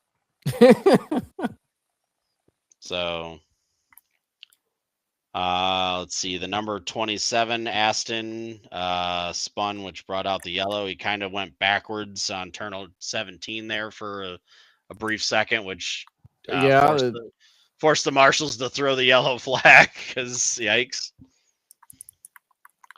In a blind corner. Yeah.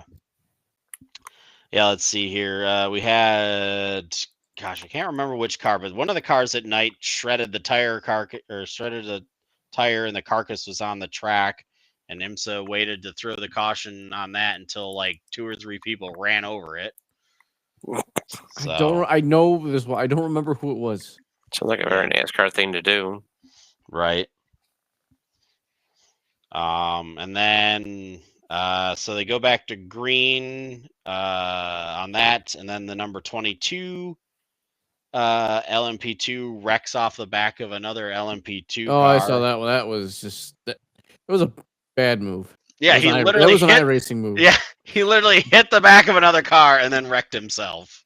So it was sad for the 22, but funny to watch while it was happening. And then, the number 7 Porsche came away with the win in GTP. The number 43 Interpool Racing won in LMP2. The 77 AO Racing Porsche wins in GTD Pro. And the 57 Windward Merc wins for GTD. Did you see that when the Porsche won in Victory Lane, they pulled the front bumper off and put the The old one back on. the old one back on because it survived the race without having its nose ripped off. So AO Racing doing funny stuff. So Everything except for other things. So, let's see here. So yeah, like I said, it's a typical Sebring race. I mean, once the Chaos thinned out. yeah. It was a good race. Yeah, I mean, once we got into the night, things really started to get crazy and stuff like that with the people door banging, and obviously again we came Oh. down to another caution flag with or full course yellow with like 30 minutes left to go in the race. I mean, luckily it didn't turn into a demolition derby like it has here in the past. No Porsches were harmed in the making of the Sebring. Yeah, so yeah, there was that. Yeah, first year of LMDH, and yeah. pretty sight. The Valkyrie, I mean, it's kind of a non-factor through the race. Sound cool. They have the pace. It's just, can they keep the pace up for a certain amount of time, and other factors that kind of sway it. Yeah, they definitely seemed more competitive here at Sebring than they did at least at Qatar. Well, I mean, they're getting data from both of them. Yeah. So apparently yesterday, and well, I guess technically yesterday and today, Aston was out doing a 24-hour test at Sebring with all 3 cars. So damn, they got it over there that fast. Yeah. So all 3 cars were doing are doing a 24-hour test at Sebring, the full course. So to basically refine suspension data and just basically test drivetrain and other stuff. So yeah, they're out there punishing them cars. Well, I mean, that's the only way you're gonna figure out what's wrong with the car, is just send it. Right. So yeah. Obviously we've got like 20 some days before the next race at Long Beach. So really, it's only 20 some days, and then we have like a giant month before anything else happens, really. Mm-hmm. Yep. So yeah. Let's see here. And then moving on to the Formula One race. Oh boy.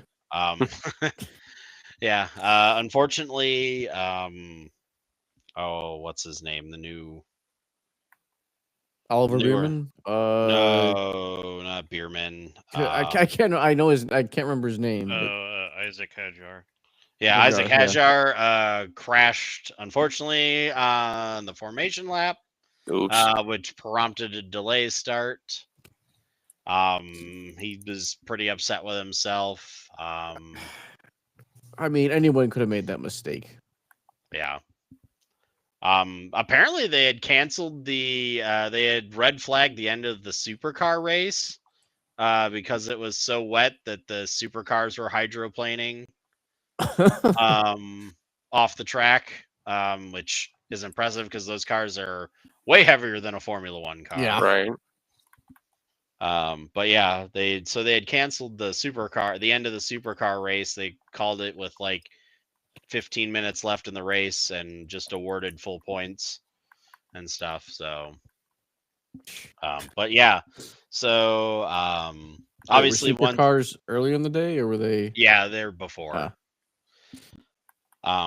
But yeah, once they got that cleaned up, they ended up starting the race. Norris ended up keeping the lead with wet start. Few laps in, Jack Doonan ended up crashing out of the race. And then let's see here, under the safety car, Sainz ended up hitting the wall and crashing out there. So that Oops. was- yep. Debut's going swimmingly. Yep. Fernando Alonso ended up losing it in the wet and crashing as well. Didn't Oliver Bierman also lose it at some point too? I believe so, yeah. Let's see here. Lance Stroll got a penalty for an unsafe release. Let's see here. Bortello had a crash as well. And then Liam Lawson ended up retiring the car. I can't remember if they had said. No, I when he- thought he crashed. Did he crash? I don't think there was. I don't know. That was. 'Cause I thought he spun it into the wall or something.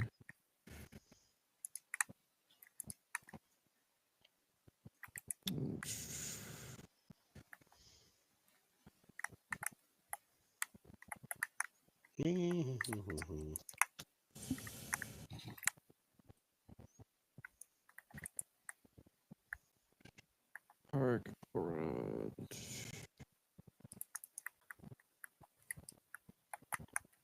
That doesn't tell me anything. Yeah. Okay. Yeah, he did have a crash. Oh, okay. So. Yeah, he spun in. Spinning out of control into the barriers with 10 laps to go. So I yeah, think so only he- 14 cars finished the race. Yeah, it was high attrition. So yeah, Lawson ended up crashing, and then Norris ended up hanging on to the lead and coming away with the win. Like I said, Formula One rain race, chaotic, like it usually is. But yeah. And then we had Piastri, the chicken farmer, backing it out. Oh yeah. Yeah. But yeah. So far, McLaren getting the first win of the season with Norris. Red Bull hopefully- lucking it in. Yep. Hopefully we get an actual decent points battle throughout the season. So Mm-hmm. I'm just expecting the Red Bull to luck themselves in a position to possibly win, but who knows? yeah, I don't know. I don't know. Like I said, McLaren was coming on strong at the end there last year, and it seems like they're just kind of continuing on with this season too. So Mhm. we'll have to see how the rest of the year progresses for them.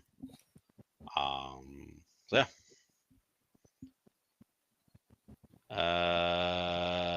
Let's see here. Next is the NASCAR race that took place this past weekend at Las Vegas.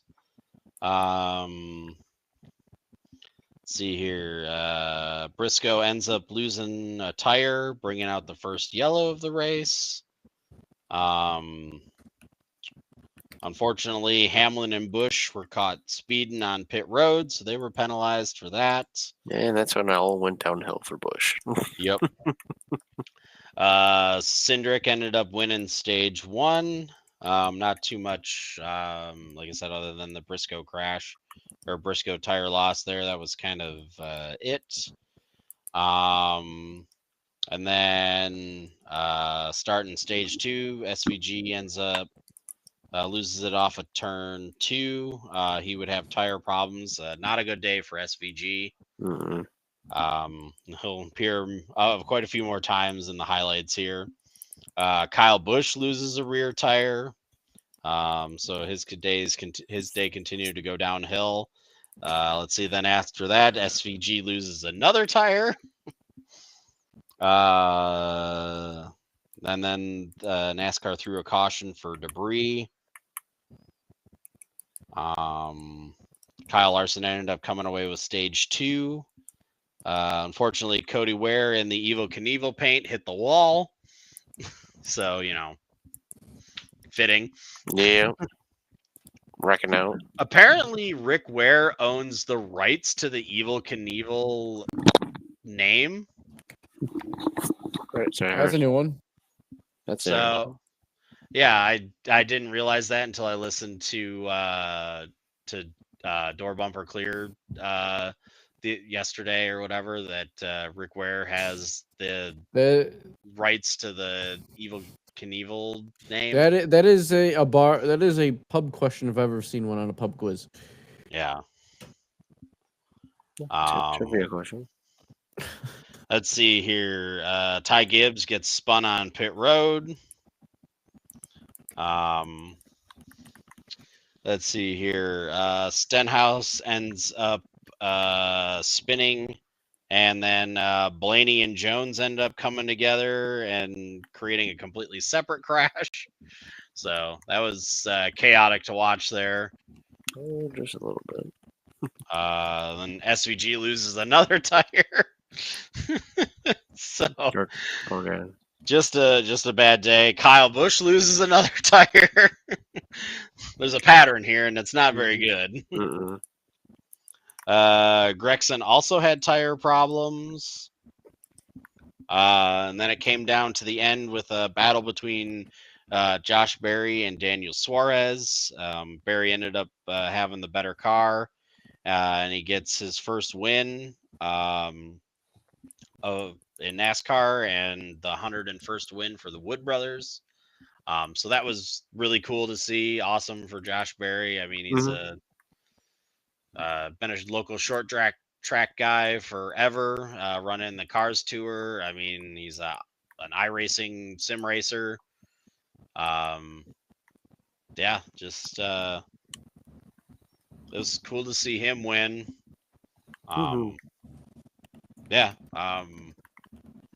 kind of a lot of loose tires and tire issues for Let's go back to 5 lugs. We'll be fine.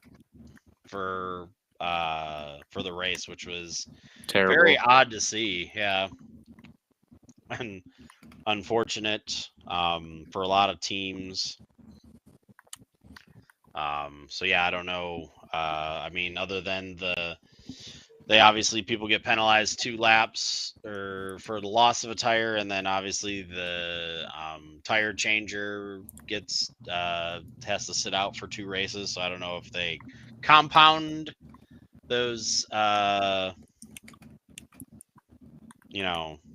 those penalties where somebody's going to be sitting out 4 races if car loses 2 tires. Right. Interesting save by was that Christopher Bell, yeah. Christopher Bell, where his tire was loose, ended up pitting in Chase Briscoe's box, and they ended up making sure the lug was secure. He was only penalized for tail end of the longest line for pitting outside of his box for that. So that was, I mean, heads up call from him. Like, let's say 2 people from getting suspended. Yeah, and him going down 2 laps. So that was funny to see during the race.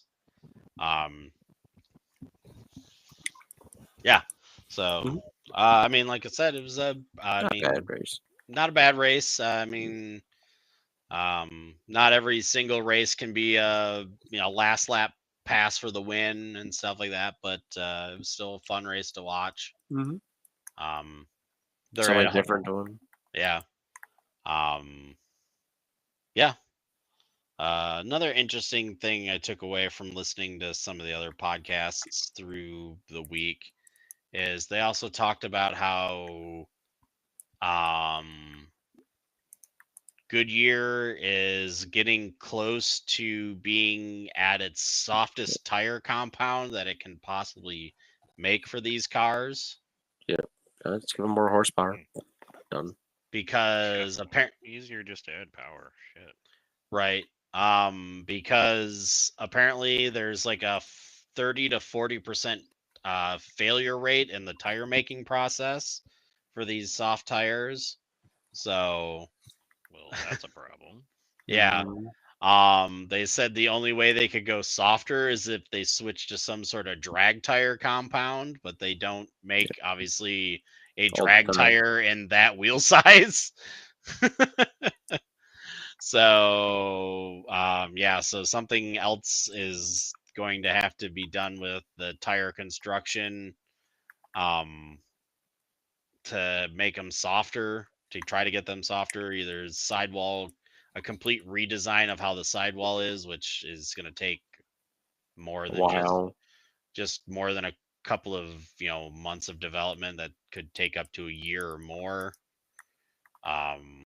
Or yeah, something else is going to have to happen because literally Goodyear says we're approaching the absolute limits of what we can do with the tire without a complete architectural redesign of the tire.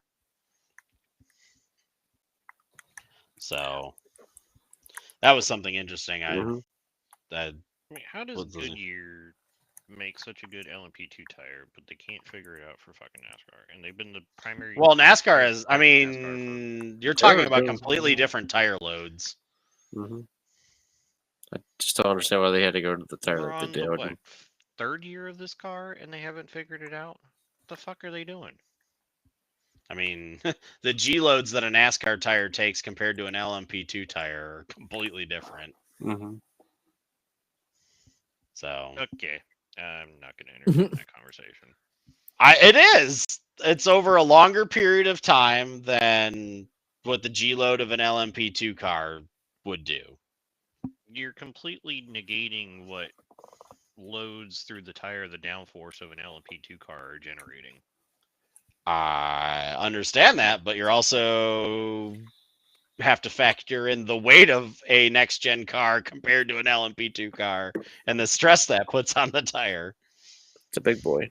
Goodyear then needs to say, hey, we've done all we can. NASCAR, fucking make the motor to where it blows the tire off because it's got so much torque. Why would they do that? I mean, I'm not disagreeing with you there, but You're making sense. NASCAR can't do that. I mean, So- either that or they need to get a smaller fucking wheel so that you've got more of a sidewall so it doesn't constantly blow out every time the thing goes more than 45 degrees sideways. right. Yeah, good luck getting NASCAR to budge on stuff like that. Mm-hmm. I mean, when they can't even have consistent calls from their competition director. Not wrong. So, yeah. Anyway, so this Wow. weekend they're at Homestead, which is another 1.5-mile track. So with multi-groove racing, so Thank it'll God. probably put on another crazy race where it benefits you to ride up right against the wall, just like a Darlington. So, Did we talk about last week NASCAR's latest comments about Auto Club? I mean that it's gone. pretty much gone. They're trying to think they can have enough property to have a half-mile short track, but nah. It's gonna be. I guarantee by the end of the year or next year, it's gonna be completely sold off. Yeah, I'm gonna pull it up here just because I want to read the comments. Make yourself mad. No, not read the comments, but read the comments from NASCAR. Oh. Is what I'm saying. Yeah. Track wasn't good until the last 10 years, anyways. That's my hot take, but Fuck, do I find my? Just click on profile. it's Chris shaking his head. I'm just shaking my head at you, Don. Well, it was a shitty track for the longest time. Yeah, so this was in the LA Times. It says, quote, the headline goes, NASCAR figuring out if building new track in Fontana is, quote, the right thing to do. So it says that NASCAR remains committed to bringing stock car racing back to Southern California, but it admitted this weekend, which was last weekend now, that it's still not sure where and when that's going to happen. Dave Allen, NASCAR's West Region president, said the market is extremely important to NASCAR, so we're not abandoning it. We just don't have a firm timeline yet. There's some things within the sport that need to get sorted before we can make some strategic decisions as it relates to what we're going to build. This was an interview that was done before the race at Phoenix. It says, with the exception of 2021, when the schedule was hampered by COVID, NASCAR has run at least one race in Southern California every year since 1997 when Auto Club Speedway opened, and that streak will end this year. Auto Club Speedway has been torn down. The Clash at the Coliseum has since moved to Bowman Gray. And NASCAR had hoped to race on a half-mile oval being built on the former site of the Fontana Speedway, but that project is currently stalled. Allen said that that's option number one. Obviously, they've been going there for a long time, and they still retain enough land to build a half-mile oval if we choose to do that. But NASCAR still needs some time to sort things out and figure out if it's the right decision to make. In the meantime, NASCAR is embracing concepts outside traditional racetracks, reportedly bolstered by the success of the Chicago Street Race that debuted in 2023. And there's also reportedly been consideration of going and making a street circuit in San Diego as well. Long Beach. Said, well, nope. Since Long Beach weekend. No, that got bought out, and they already said there's no way in hell anybody else is sharing the weekend other than IndyCar and IMSA. So thank God for that. Are you kidding me? A next gen NASCAR owns IMSA. They just move them in there. Nope. They when the ownership stake was bought, they said in polite terms, "Fuck no" to NASCAR going to Long Beach.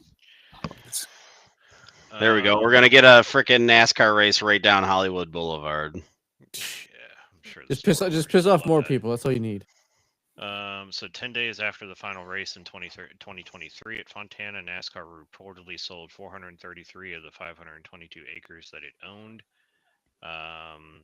That site's currently being converted into a logistics facility and industrial warehouse park with 6.6 million square feet of warehousing spacing. A generation ago, there were more than a dozen racetracks holding regular events across Southern California, but with the closing of Irwindale last year, just a handful remain. Many, such as Irwindale and Auto Club, sat on land that had become too valuable, part of a nationwide trend that has seen the ground sold out from beneath iconic short tracks in places like Greenville, South Carolina, and Midland, North Carolina, which is considered the heart of stock car country. Allen said the ideal solution is the original one, whereby NASCAR retained approximately 90 acres of the Auto Club Speedway's massive footprint, including the main grandstands, the front straight, the pit road, and pit road suites. Those were all supposed to be incorporated into the new short track venue. The plan is to be there, but if opportunities come up, we're open to anything, Allen said. If you had 300 acres and wanted to build a racetrack and be a partner with us, then we would listen. Well, no fucking shit. So I think it's keeping the property warm and being able to do different things with it, and you adjust depending on the market and needs of the market. We're just kind of in a holding pattern. So needless to say, my takeaway from that was that it ain't ever going back there. I mean, that or they go to Kern County Speedway. No. I mean, Kevin owns that. Yeah, but even if they built that half mile in Fontana, the fucking noise complaints and traffic complaints that would come from the warehouses nearby and whatnot, it would not be worth it in NASCAR. Right. I mean, you look at the tracks, and there's not really any track that they go to that has any sort of development built right up to the edge of the property. It's almost like the racetracks bring in money, which brings in development. Mm-hmm. Wow, that's a astounding institution. I mean, look at Kansas. There's whole casinos around that racetrack that are built because the racetrack brings in money out there. In Dover. Dover was like that too. Well, top rated comment underneath the article said 5 years from now it's going to be a Spirit Halloween. Bring it on. Spirit Oval. Another said that at this point NASCAR is pouring gasoline over a fire that they started. Yep. Yeah, like I said, like I said, I wouldn't be surprised if we get some sort of LA frickin' street Straight course. course, or again a San Diego street course. Like I said, they could do Kern County Speedway. I mean, Kevin Harvick owns that. They could, dump some money into that and upgrade facilities there, and run a race there. I mean, that wouldn't be no different than running, a race at like Wilkesboro or something like that. Yeah, I mean, Unfortunately, it sounds like the dirt track side for Kern County is going to be going away here in another year or two. at least we get it immortalized in iRacing. Yep. Because the dirt track side of things are slowing down out there, and again with the loss of Irwindale, the asphalt oval side is becoming. I mean that venue is being more popular. So with the Yeah. Oh, we drivers, got a Cat Attack. Mm-hmm. Cat Yeah. Attack. ARCA races at Kern County, so Mm-hmm. I guess you could at least attempt it for nothing more than trying. Right. Yep. I mean, shit, I'd rather them to try and run the Clash there than at the fucking Coliseum, but I mean that they could do that too. They 1 year. I mean they could run the Clash there 1 year and then see how the response goes, and then the next following year we get it as a points race somewhere in the schedule. Mm-hmm. yeah. So I mean, I just think the next gen car is too big to, like if they wanted to make Wilkesboro like a points race, exciting is the word that pops in my head, but it's probably not the most appropriate word. But it's just it's a downgrade in my opinion. Mm. If you were talking about a late model stock or something like that, sure, but it's just nose to tail. Like you couldn't run 38 cars out there,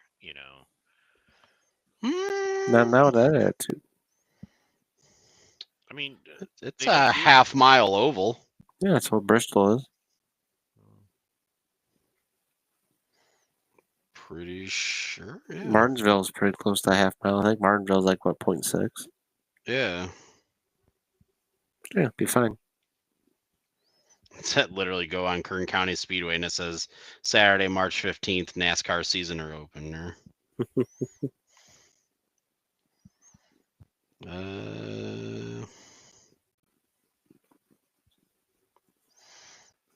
Yeah, half banked medium oval. So I mean It's possible.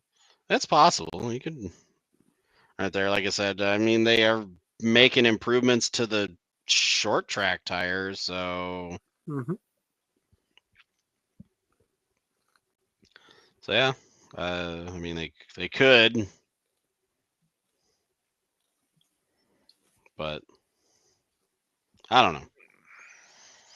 Well, speaking of Wilkesboro, I wonder if because the Cars Tour is racing the same weekend as the All Star race, I wonder if we'll see Junior make an appearance.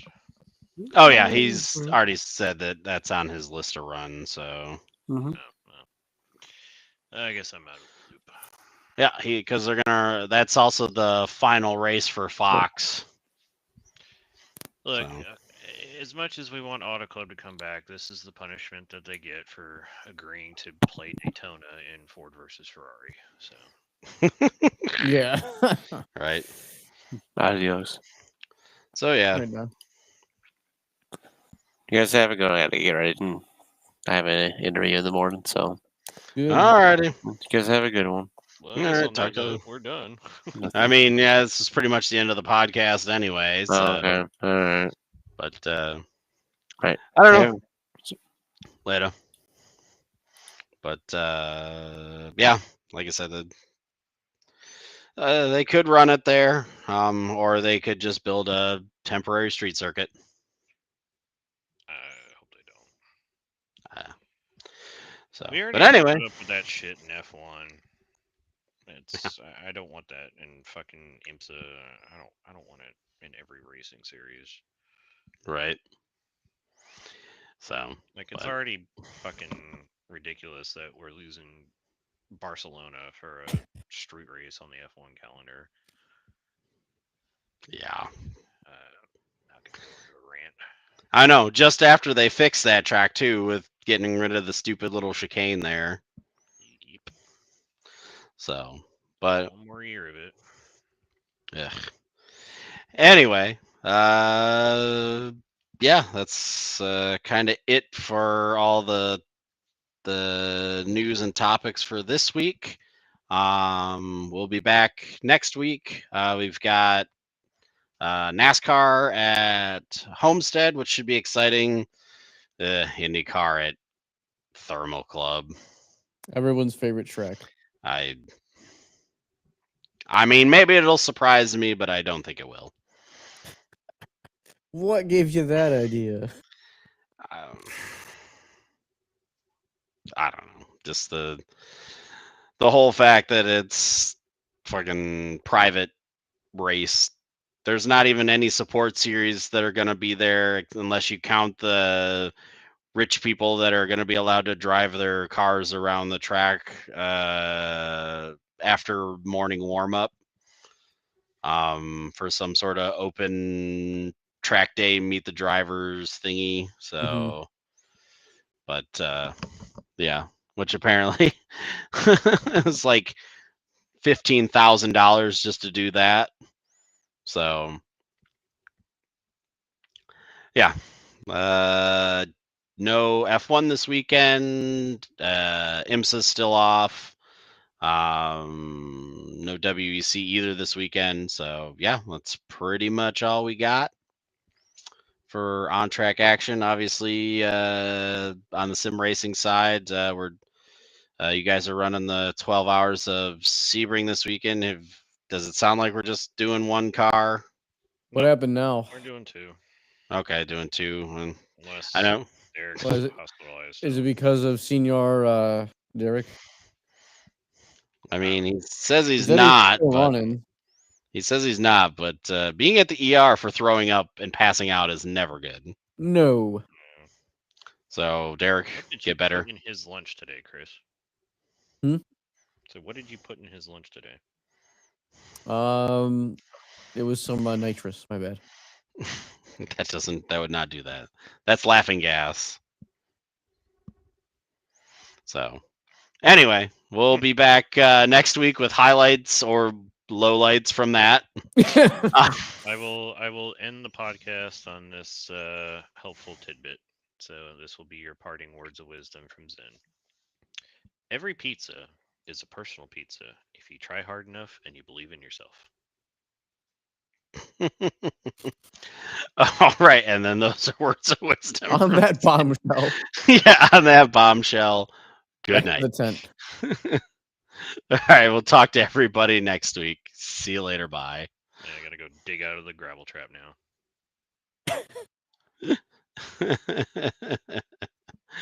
All right. Ready. All right, back to the tent.